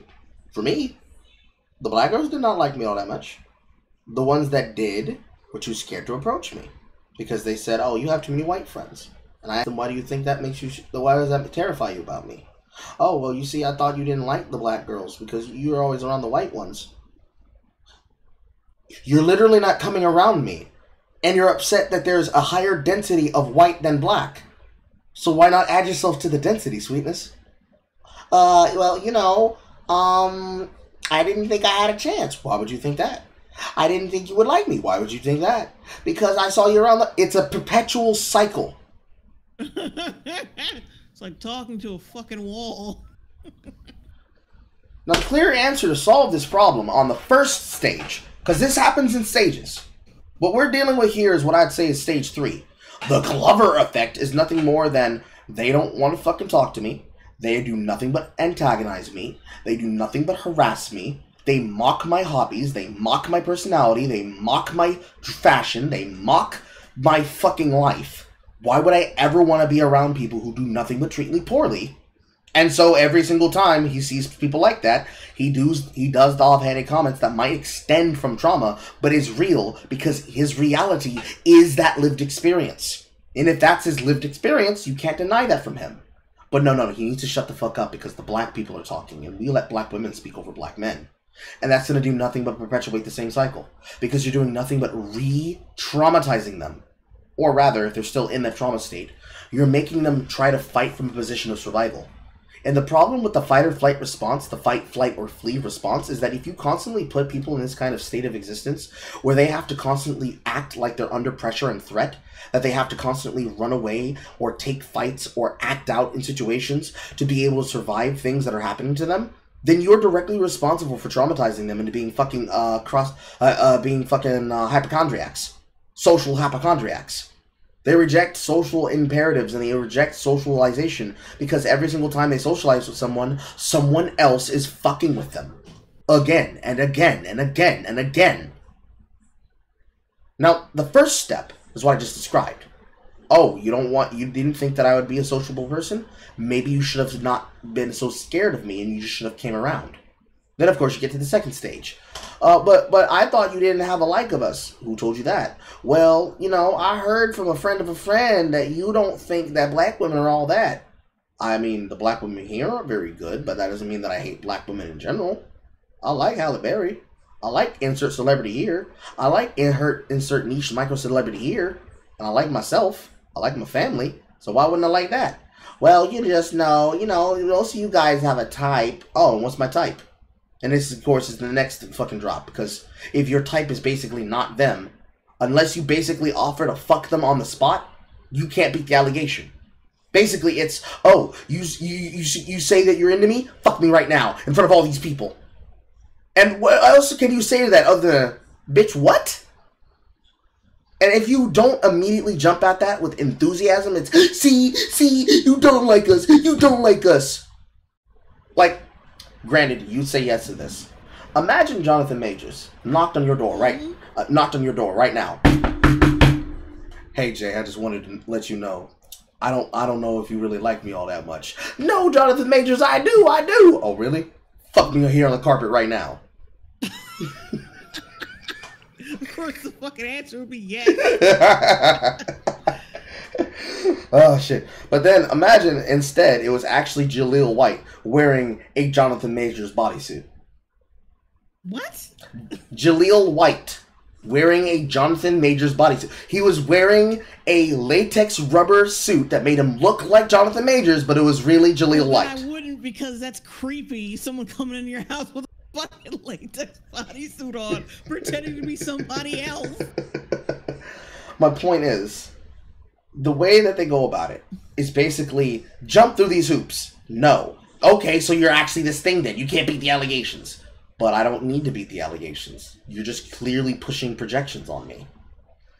Any other situation with any other kind of person, you would not need to call it the Glover effect. You would just call it persecution. But instead, now, you have to prove a negative, despite the fact that a double negative is not going to cancel out their already obvious dislike of a person or ostracization of a person. It's kind of like something that happened to me in Once Human, actually. But I won't get into that, because that's just people on the internet being retarded. This is real life shit. The need to call him anti-black and then call him anti-black woman comes from wanting to make him into a whipping boy. You need him to be a martyr. The same way that they martyred Jonathan Majors by trying to fuck him out of all of his shit and successfully doing so with his MCU shit because of some bullshit concerning him and his ex-girlfriend. It's obviously bullshit on its face. And it's obvious that it's bullshit on its face because all of you could have said, okay, yeah, that's whatever, but he's not backhanding Scarlett Johansson whenever she comes by to say hi to people on set, so nigga, we don't care. But you let that social pressure control people, and now they got you doing anything they want. Because you wouldn't want to look bad, would you? It's the most cucked shit in existence. They don't hate black women, they think black women hate them, not realizing that this ridiculous notion is the result of them abiding by anti-black scripts regarding black women. And the thing that makes that weird is that in that example that I gave of the, really, Carl, you say you don't hate black women? Fuck a black woman right now. What does that prove? Like, what would that prove? Outside of themselves, oh, they don't hate black women, they just, they're just putting their trauma on them. Okay, are those black women going to be willing to listen to them? Are they gonna unpack their shit with them? Are they gonna bang to the sound of Kiss Me Under the Moonlit Starlight? Probably not. Because that's the other side of the equation. You can say you can say till you're blue in the face that they hate the black women and then tell them that they need to make sweet, sweet chocolate love to one. But what about those women in question? I don't think they're going to be willing agents in this game of yours to prove that he's actually a misogynist. Because if anybody says no, then the result's still the same. It doesn't prove anything. The action itself wouldn't prove anything either. And view these harmful generalizations as the truth, using their traumatic experiences from prior as justification for their misogynoir-ridden beliefs. These anecdotal experiences, as valid as they may be in terms of shaping them as a person, don't give any validation nor bear any credence to these beliefs. But to a lot of these guys, because these are harmful experiences that they went through, it is seen as their truth. It is their truth. That's literally... That's why it's called their truth. It's literally... idiots. This is literally the arguments you all use to try and justify how people telling you that the things that happen to you personally isn't the truth about every single person's life. You castigated them and said, no, it is my truth. And you denying me my lived experience is you being definitively a person who shouldn't be in positions of power. But now that motherfuckers like you have made yourselves the leaders and the speakers that speak over other people like myself and Jay, at least in the sense of we don't give a fuck about this, isn't our problem, or we're just people who are hearing you say it and be like, nigga, that's not real. You know that's not real. Shut that shit up. Shut that shit up right now. You know you capping.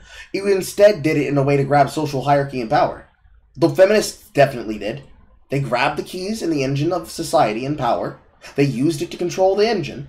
And every single time they start veering off course, they start spreading around misogyny, misogyny, misogyny. Like a fucking Beetlejuice spell to hold men in place. But the shit's not working no more. Because the men realize they don't have to be with these women. They can be alone. And they can be happy. And the feminists don't like that because they were never in it for the men, they were in it for the power. And they assumed that the men would just accept them having the power and none of the authority upon which to say anything about the direction shit goes in. This is another example of it, but it's for the black audience. And you're then saying to those same men in that black audience, you're telling them they need to be a member of the Black Caucus, despite the fact that basically they have no equivocal voting power. Their voices aren't heard, and their votes aren't counted, but they can put a note, they can put a slip in the box. And people will chuckle about it because they throw it away in the trash can. You want them to be told by you that their lives and their experiences are not the truth of their life? Okay, their experiences are true. Your pain is valid, but it's not unequal. It's not unique. Okay, cool. But are you gonna listen to it though? No? So what the fuck are we talking about? Raw, these traumatic... And what's worse, you're telling them the exact things you said to other people with a smile and a grin on your face while also telling them, educate yourself, educate yourself. I don't have to teach you. Black men and black women are not your white teachers about society and how to treat us better. You're telling those same people the same shit. But you're doing it with a straight face, like you're not sociopathic for doing it.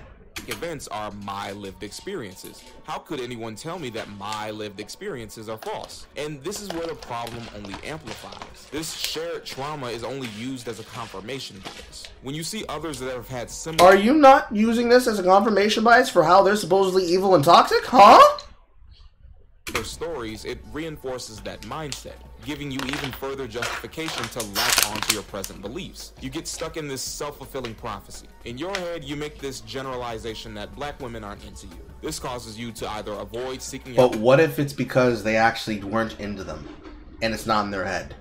Because you say it's going to be a self-fulfilling prophecy, but the very thing you're describing itself is a self-fulfilling prophecy. That's why it's cyclical. Black women altogether, or seek out black women with this anti-black resentment in your head. And when that resentment usually fucks things up, you fall back to that generalization about black women. The cycle restarts and the unhealed trauma is completely ignored.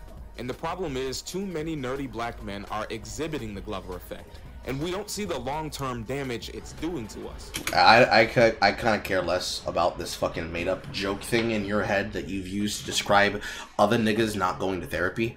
Again, blanket statement. Go to therapy, all of you, but especially you Pillboy, and especially you Paradigm Shift. We'll say we want a nerdy black girlfriend, but we'll go and say that black women don't really like nerds. Not realizing that statement in itself completely negates everything. You cannot let... Well, black women like nerdy men. They may like black nerdy men if the black nerdy man is enough to get over her desires and her own not quirks, not kinks, her own selection process, not bias, preferences, to get over her own preferences. But that's not a mutually exclusive statement. They can be into black men and they can be into black nerds, but they probably don't necessarily like all kinds of black nerds. And at that point, it's not about the man and it's not about the race. It's actually about the personality type. But your past experiences dictate how you view an entire group of people. And if what is the history of the world for 1000 on the Daily Double, Alex? You don't actively take steps to heal from it, or at least take steps to acknowledge it, it's only going to continue to consume you. I mean, racists acknowledge that they don't have a reason to truly hate blacks. They just don't like us because we look like monkeys and octoroons. Like, they're very rational about it. At least the current year ones. I'm not sure about my mother's generation, but current year racist? Oh yeah, I don't dislike black people. I just know that I can't live with them because the way that they rule society is going to be a danger to me. Straight with a straight face, sitting next to another black man who might look at him with an upward eyebrow and then roll right back to the shit he was doing. Because why concern yourself with even the logic of how that statement works? To focus on it implies giving it more brain power than it deserves. Like, if you think about it, it'll make you more upset. And it gets harder to crawl out as you grow older. I want you to imagine that miserable old nigga in the barbershop. You know exactly who I'm talking about. He's never in the chair getting his shit cut, but he's always somehow in the shop.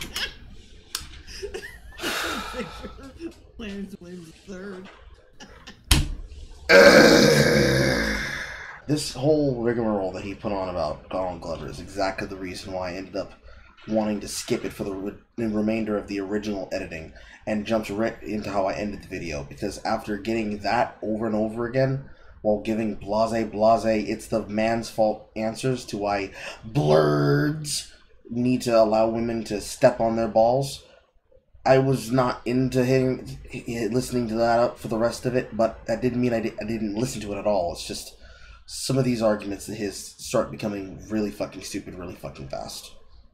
Who do I have before I end up like him? No, I'm serious. Some people are probably going to hear that comment and laugh it off or think of it as condescension, but I mean it. How long before that pain and that unhealed trauma becomes so much of a hindrance that you start to miss out on chances with potential partners? When you live your whole life drowning in past drama, reliving the same painful memories on loop, it's no surprise that the world will leave you behind. I'm not a psychologist, by the way. I kind of have to throw that out there. I am not a psychologist, by the way. I kind of just have to throw that out there. But the Glover effect is just one brick on the path of darkness. There are too many ways of thinking that these dudes have to try to justify their harmful generalizations of black women. But the black women, not the world, not society, not American society, not men and women, black women. Even when the nigga's about to turn the gun on himself, black women have it worst. The problem is they don't see how they contribute to the problem. They don't see how it's by existing? Question mark? Superconducting loop of negativity that they have part of the switch too. But I make it sound easier than it is. No two people's trauma is the same, and what could take one person months to get over and climb out of could easily take another dude years. It's not easy at all, but the climb still has to be made, or at least started. We know how destructive the path of darkness is, but we don't talk enough how to actually get out. We could make it. You guys never talk about that, because if you did, then all of you would be Daryl Davis. A couple videos of an animated nigga talking through the screen, but that's not really gonna change anything. This is a multifaceted issue, and it requires a multifaceted solution. The first thing. So you don't have solutions. That's what that means. You don't have solutions. First, we need to dissect the label of what we've used throughout this video. Black nerd. Max is not black. He is intended to be a person who just exists in that period phase where he could have been voiced by Frankie Muniz. Just because Tevin was chosen as the music act does not mean that they could not have gone with Limp Bizkit. or specifically what it truly means and who gets to identify with it. Once we break down the restrictive nature of labels like this, we can begin to dive deeper into its effects. You might want to pull your black card out because we finna play Uno. Steve. Steve who?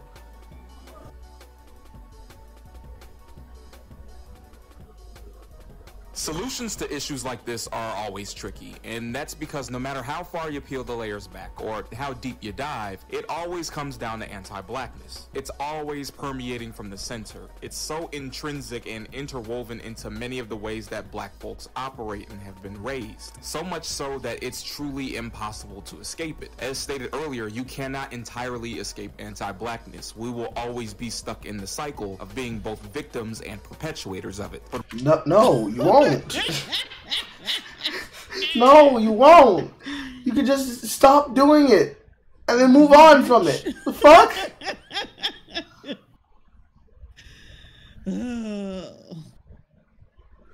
My God. When we recognize how some anti-black ways of thinking have permeated into black nerd spaces, we can examine how to address them when handling the issue of nerdy black men, as well as combat some of the equally anti-black narratives and responses that are framed and masquerading as real solutions. To do so, we're going to dive even deeper into our central theme of anti-blackness, and examine how it's made its way into every aspect of black nerdiness, from the parts that we celebrate all the way to the parts that we vilify. We're going to examine how it's a virus, an invasive entity that's sublimated its way into our spaces. And when we try to literally the thing combat anti-blackness with anti-blackness, it only adds more fuel to the fire. In doing no shit, because you're pouring gasoline on shit, dumbass. In this, we can illustrate a trail along the path of darkness, and at least the trail of gasoline. Hopefully gravitate some of these dudes towards the light. You can't do that as long as you're following the trail of gas. Again, let's start off with a question. You can even pause the video to give yourself some time to answer. I want you to ask yourself, what defines a black nerd? Nothing. Because that's a meaningless statement. This question should be, what defines a nerd? And then you break down what nerd really is, and then you have to break down geek, and then you have to break down any other phrase that has ever described a person, because they all use the same concept. That's why I like using the word Poindexter. Can never get more quintessentially nerdy than Poindexter. Because ultimately, Poindexter is a wallflower. He is the most quintessential form of a nerd, which is why that one moment on the Revenge of the Nerds, particularly the one, I believe it's the first one, the one where that nerd basically fucks the jock's girlfriend, and secretly, in the reality of the world, you raped that woman. In reality of the film, in its logic, no, she liked it. He had the big dick, so that means she's actually okay with the fact that she got sexually assaulted. So ultimately, besides putting my face right next to the picture in the thesaurus, black nerd should be a nerd who is black. So what is a nerd? But that's not where you're gonna go with it. I'm sure you might have had some specific images or behaviors that came. Do you have some specific images and behaviors other than the exact same 5 fucking clips from this goddamn convention? To mind, you might have envisioned some awkward dude with a lack of social skills, or you might have imagined something else. This person might actually have some social skills. They just have some interests that are really niche or unconventional. Hell, some people might even envision themselves. No matter what image came to mind in your head, no matter how stereotypical or personal, what you envisioned was valid. The reason for this is, well, there is no true way to define what a black nerd is. Meaning that there is no answer to be used, meaning there is no example to be held against people, meaning there is no standard to meet and no standard to beat, meaning there is no reason for us to even be talking about it. What are we doing here? If you can't perceive it, and if you can't define it, why the fuck do I have to match it? Why the fuck do I gotta meet or beat it? If you can't define what a black nerd is, then I'm not guilty of any of the crimes you lay before me. You judge, Your Honor, I demand to be let go. I don't want to be held here. I think it's an unnecessary challenge, at least to someone's identity, at least like, or how valid they are based on how passionate or involved they are in that interest. I think it's pretty restricting, confining, a bit of an attempt at being exclusive, and it's just unnecessary. As correct, Mia. Mentioned in the beginning of the video, being a black nerd is truly a when worlds collide type of situation. You are the result of two beautiful cultures and identities combined. But you won't show the beauty of the other culture, you only talk about the blackness. Being both blackness and nerdiness, neither one with its own true definition. No, nerdiness has a definition. And it's unfortunately a little cyclical, because it has to be self-defining. Because to be a nerd in this way despises and comprises itself on the things that you consider a part of. Anna slid up my chair. How did you do that? I adjusted the angle at which my ass was sitting in the chair, and thus the chair said, nope, we're going backwards now. It happened. It happens a lot. I just let it happen. I'm on the floor now, chat. The delineation by what you separate, and then the classifications of how you break it down, is basic deconstruction reconstruction. If I deconstruct what a nerd is, I have to reconstruct it in the context of something. And whatever I use as the cipher is the key that measures the actual data. So, if I define a nerd in terms of what I like, my nerdiness comes from video games. If I did not have video games to play in my room, I would not have had things to do with myself other than what most children at that age would have done, which is eat too much food, watch too much television, not get enough sleep, thus getting fat with too much food and too much television, and just being a ugly, slovenly nigga. From there, it goes into your personality, and then it feels back from your personality to your personal aesthetic, as well as your hygiene, and then that's ultimately what a nerd is.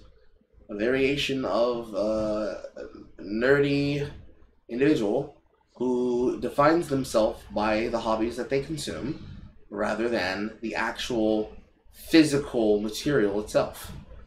I don't have to say, I am a fan that likes anime. I can just say, yeah, I like DBZ. Yeah, it could be better in some places, but you know, because that's the way most of you can define it. Both blackness and nerdiness are immersive umbrellas, a spectrum of identities, cultures, and communities all united by common traits and experiences. The spectrum of a single color, and that color is the... And now the chair slid away from me. Is the element of all things together at the same time. Well, actually, granted, white is actually supposed to be the presence of all things at once, so all colors, whereas black, in that context of color theory, is actually the absence of color. In this sense, the absence of color is actually the absence of whiteness, because nerdiness actually stems from the white example of nerds.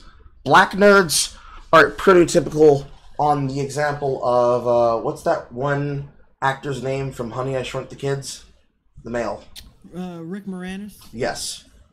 They are literally brought from the spinoff of Rick Moranis' character, of all the character actors he had ever, all the character acting he'd ever done for the characters he portrayed through the 80s, and maybe a little bit of the 70s. He is quintessentially Poindexter. So who do we use as the case example of Black Poindexter? Therein belies the problem, because you could probably name one.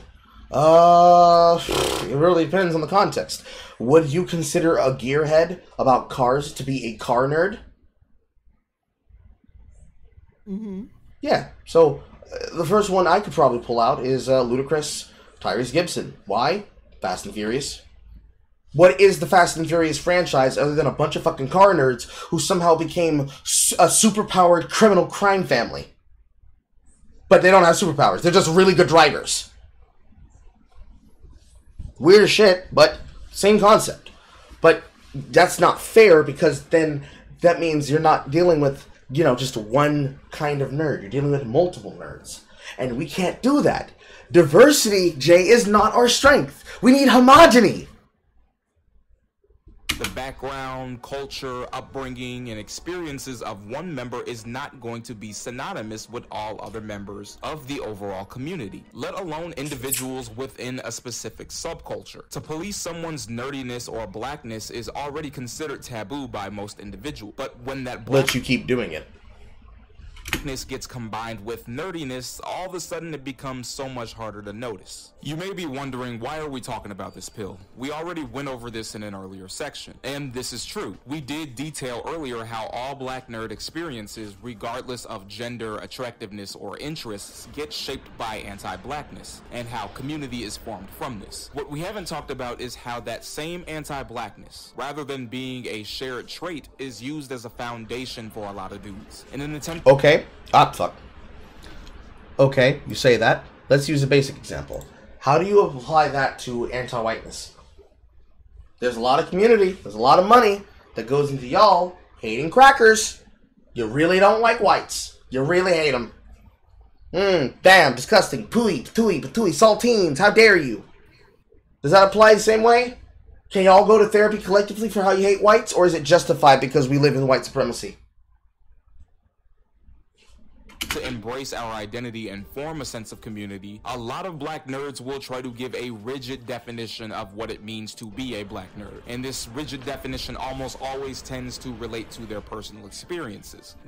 Well, because that's how they would have to define it. If they don't have a correct delineating term that can be referred to out of Merriam-Webster, then that means they're going to define it by themselves. Because how can I define myself if I don't underline my own life experiences? But by doing so, you end up with exactly what I said. You won't come to an agreed conclusion, and you'll tell them, no, that's not what being a black nerd is. Being a black nerd is actually being Megan Thee Stallion, being topical.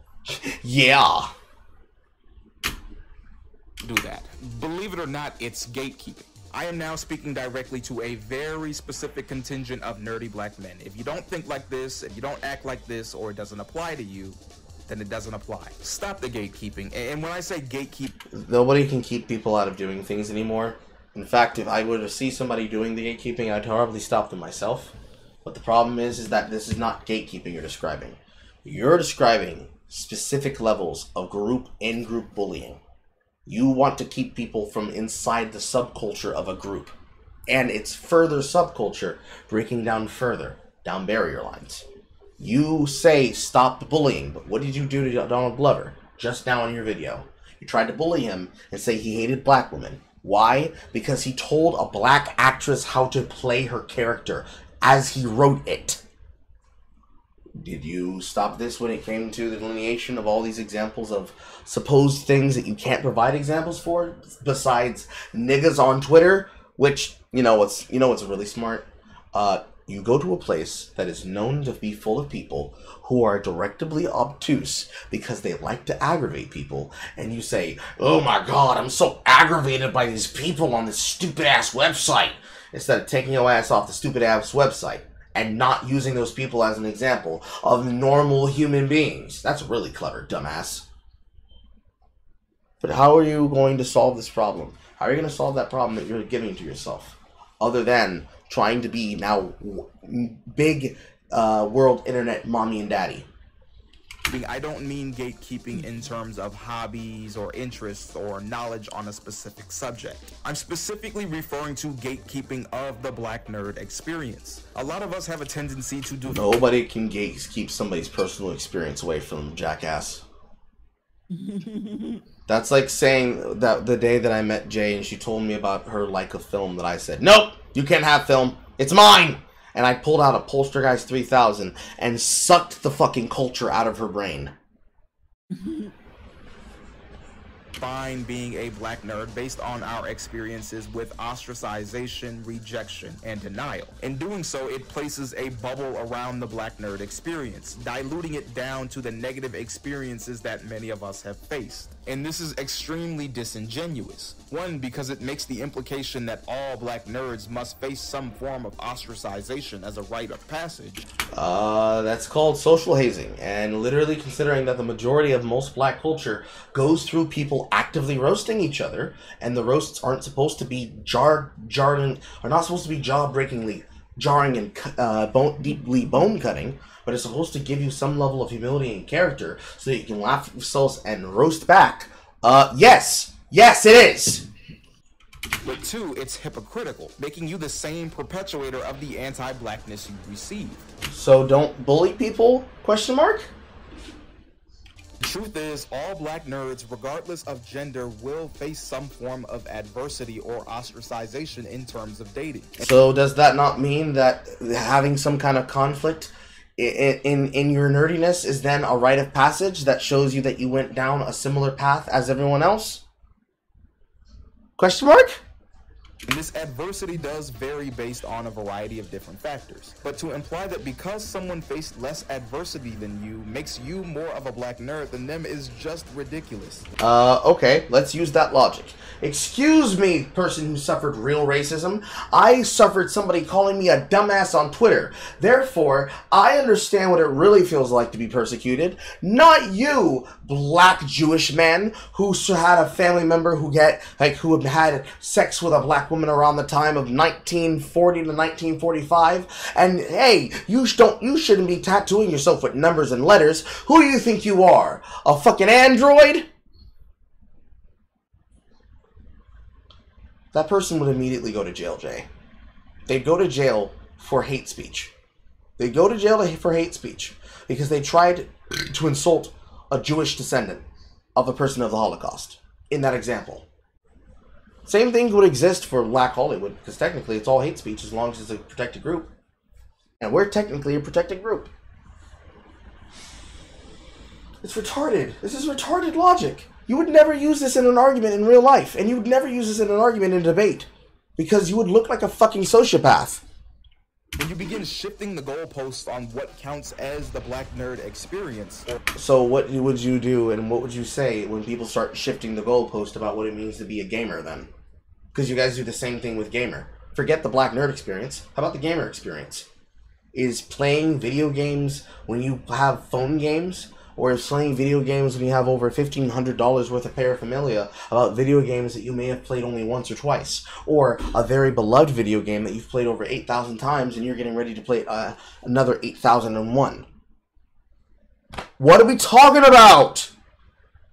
Or try to put boundaries around it, you end up being an anti-black gatekeeper. A previous partner of mine was a huge black nerd like me. However, she wasn't into Shonen or Marvel like that.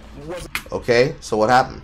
I'm a huge superhero fan and did not like Star Wars at all. However, she could talk your ear off about old, obscure shoujo manga that's been out of publication for at least a few decades now.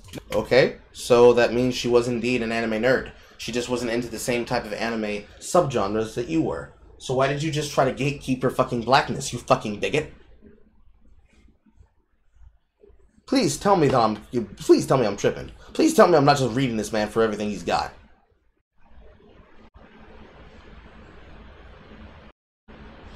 Jarissa? Jay? I'm just making sure you're paying attention. Not to mention that she was a bigger music nerd than anyone else that I have ever seen. On surface level, other than film and music, we didn't share too many geeky or nerdy hobbies. But that's okay. It didn't make either one of us a bigger or lesser nerd than the other. We were just extremely nerdy about different shit. Well, that's a lie. If you're a big nerd about guns, and she's a big nerd about swords, that means both of you are big weapon nerds, but she is a bigger nerd about her weapon of choice versus your weapon of choice. So you, by nature, are going to be a bigger nerd about the thing you're a bigger nerd about. You being equally fucking goofy or weird or nerdy or whatever word you want to use to describe yourselves with your significant others does not dissipate just because you feel like it shouldn't be like that, because that's what it's like. That's what it is. Recognize that being a nerd is not some brand cast onto our skin, but rather a label we use to identify. No, it is literally a brand that you cast on yourselves, because if it wasn't, then Black Hokage would not have been acting like he was the one and only black guy that can tell people, listen, Froskin is right. She did not just cope and seethe live on air.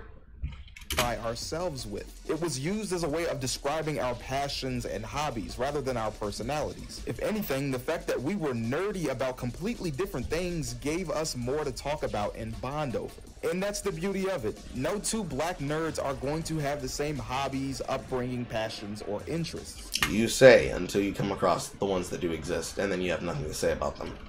You haven't even brought up one yet, other than Donald Glover.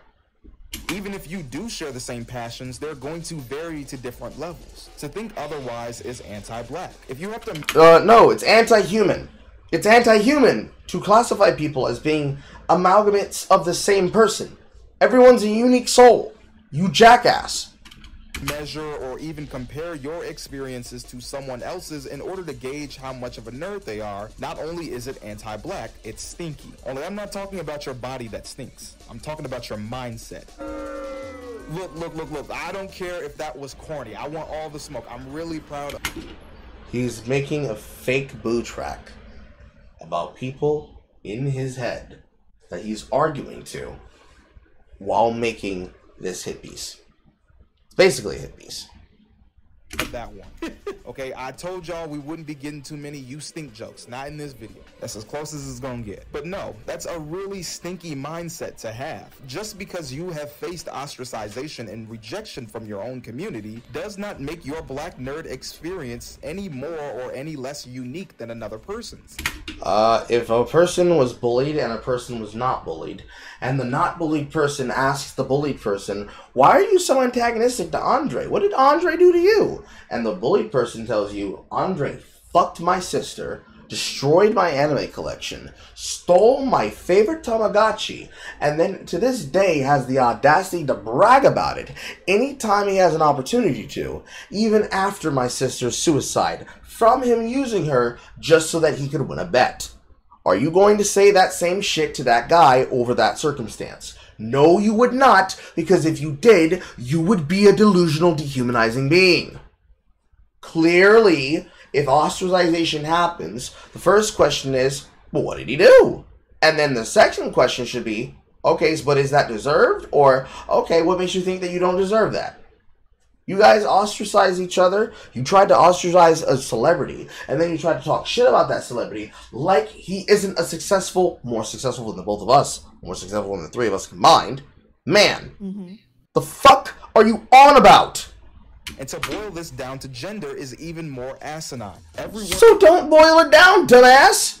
The call is coming from inside the pocket. Who identifies with a sense of nerdiness, whether it be through gaming, anime, comics, film, music, their nerd experience is just as valid as everyone else's. But you keep reminding us that it's not, because if it was as valid as everyone else's, it would just stand on its own merits, would it not? Regardless of whatever factors within the community they may have faced. And that's the part that so many dudes seem to have trouble coming to terms with. It's almost as if in order to preserve or protect any sort of community built around black nerd identity, they have to police another black nerd's identity. If a person comes in from the outside of my group and says, I want to take over your group, would you not protect your group? So what you're saying is that you gotta protect yourself from an unknown, unseen assailant or proverbial pathogen, but you'd let other people just come in willy-nilly? No wonder movements get easily taken over by activists. Your motherfuckers fall over like a goddamn Pomeranian. Would be judging how a person's attractiveness impacts how much of a true nerd they are, or whether or not the amount of success they've had with women is a determining factor. Well, considering that supposed cool people are able to get women because they're not into quote nerd shit, and people now deciding to be into nerd shit as a way to get access to celebrity and popularity status, yeah, I'm probably gonna look at a woman like Jessica Nagiri and say, maybe she is a fan, and maybe she does like making her outfits and costumes. But do you always have to put your titties on display? It's no different than being a streamer saying, yeah, she's intelligent, but every single time you see her, she's in half of her clothes. Like, what are we talking again? What are we talking about? What are we talking about? Those nuances may highlight issues within the community. They are not and never will be determining factors for what makes a black nerd. Cap, nigga, be for real. But like we just said, it's all about finding community. And when you finally found a community that celebrates your identity, you're more likely to try to gatekeep that community. But you guys don't celebrate black men, and you don't celebrate black nerds. You celebrate black femmes, and you treat them like they're goddesses that the moment that one's been disrespected, we're inviting the ire of them onto people. Now, there's two ways that can go. Either you're being serious, and that's what you actually think will happen if you don't placate black women, in which case, are they really a part of your community? Or are you just a subject in their kingdom? Let that one percolate in your brain for a second. And then think about the alternative. If that is not what you're saying, then aren't you just a bunch of fucking sociopaths all trying to force other people to exist in the same space without a rule of law to upkeep and unify you on why the rules and conditionings of the things that you consider to be serious and important for participating in these contexts? Or is anything less than, here's a guy who wants power and I should stop him from having it because I want it first? Is that a way to live? Out of fear of it being co-opted or taken over. But that's not something we have to worry about. There's no fake nerd infiltrators in the black nerd community. We've existed. You say that, and yet there are. As long as nerdiness has existed, and will continue to. That's not true, because black nerdiness would only have existed for as long as Rick Moranis was applicably cool to black people. And I don't think the reruns for Honey, I Shrunk the hit until like maybe the mid-2007, mid-2008. Exist in countless different variations and permutations. Trying to boil down which gender of black nerd had it worse isn't going to do a good job of highlighting the issues we need to fix. The issues that you say we need to fix by black men being told to shut up and listen to black women. Wonderbar. What it ends up doing is distracting us from the real problem of anti-blackness and closing us off to the real solution. Exactly. Getting rid of you bitch ass niggas. Because you're the problem. You are part of the problem. But there's one more false solution that we need to debunk before we can dive into the real ones. And that's the idea of, if black women don't like me, then I'll find some non-black women that do. And no, that's not how it really works. That one gets me every time. Do you have something you'd like to say to that, Jay? Wait, what do you say? I'm tuning in and out because I hate this dude. I know. Actually, I feel like this would be a really good point to stop because this pretty much gets my point across even better than I already did in my edit.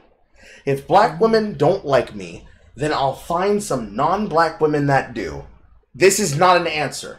In the mind and the words of Pillboy, I say to you live, man alive, I have no idea what that is other than racism. But clearly it's not racist. He's got the special racist card. It's like a counter 3 warp Kamehameha wave. I'm a bigot, but I'm not really a bigot. I just like coochie! Like, bro, you're not sailing off the energy beams to blast Kefla in the face with this one. I can tell you that fucking much. This is an accusation that will stick.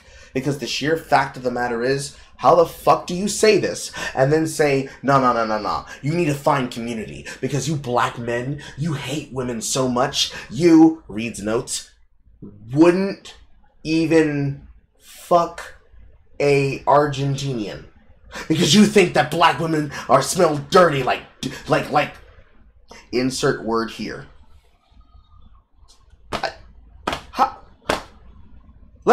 Let's take the WO out of this statement. If black men don't like me, then I'll find some non-black men that do. Is this a statement that would be attributable for you, Jay?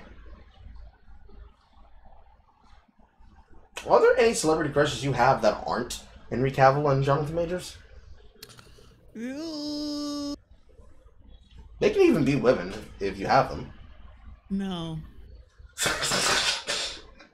I don't know what was funnier, the nonchalance of that answer, the speed of that answer. But okay. I don't even know. I don't... Like, I have some for men, I have some for gay men, I have some for women, I have some for gay women. But really, it's more of an admiration at this point than, like, I wish they would come take me out on a date. Though I'd fucking melt if Anne Hathaway was to geek out with me over something. Simply because she'd pull that line she did in that interview with that guy saying, what a fresh young man, and I'd be like, yes, me. I want you to imagine him while closing your eyes. Now ask yourself, how long do I have before I end up like him? No, I'm serious. Some people are probably going to hear that comment and laugh it off or think of it as condescension, but I mean it. How long before that pain and that unhealed trauma becomes so much of a hindrance that you start to miss out on chances with potential partners? When you live your whole life drowning in past drama, reliving the same painful memories on loop, it's no surprise that the world will leave you behind.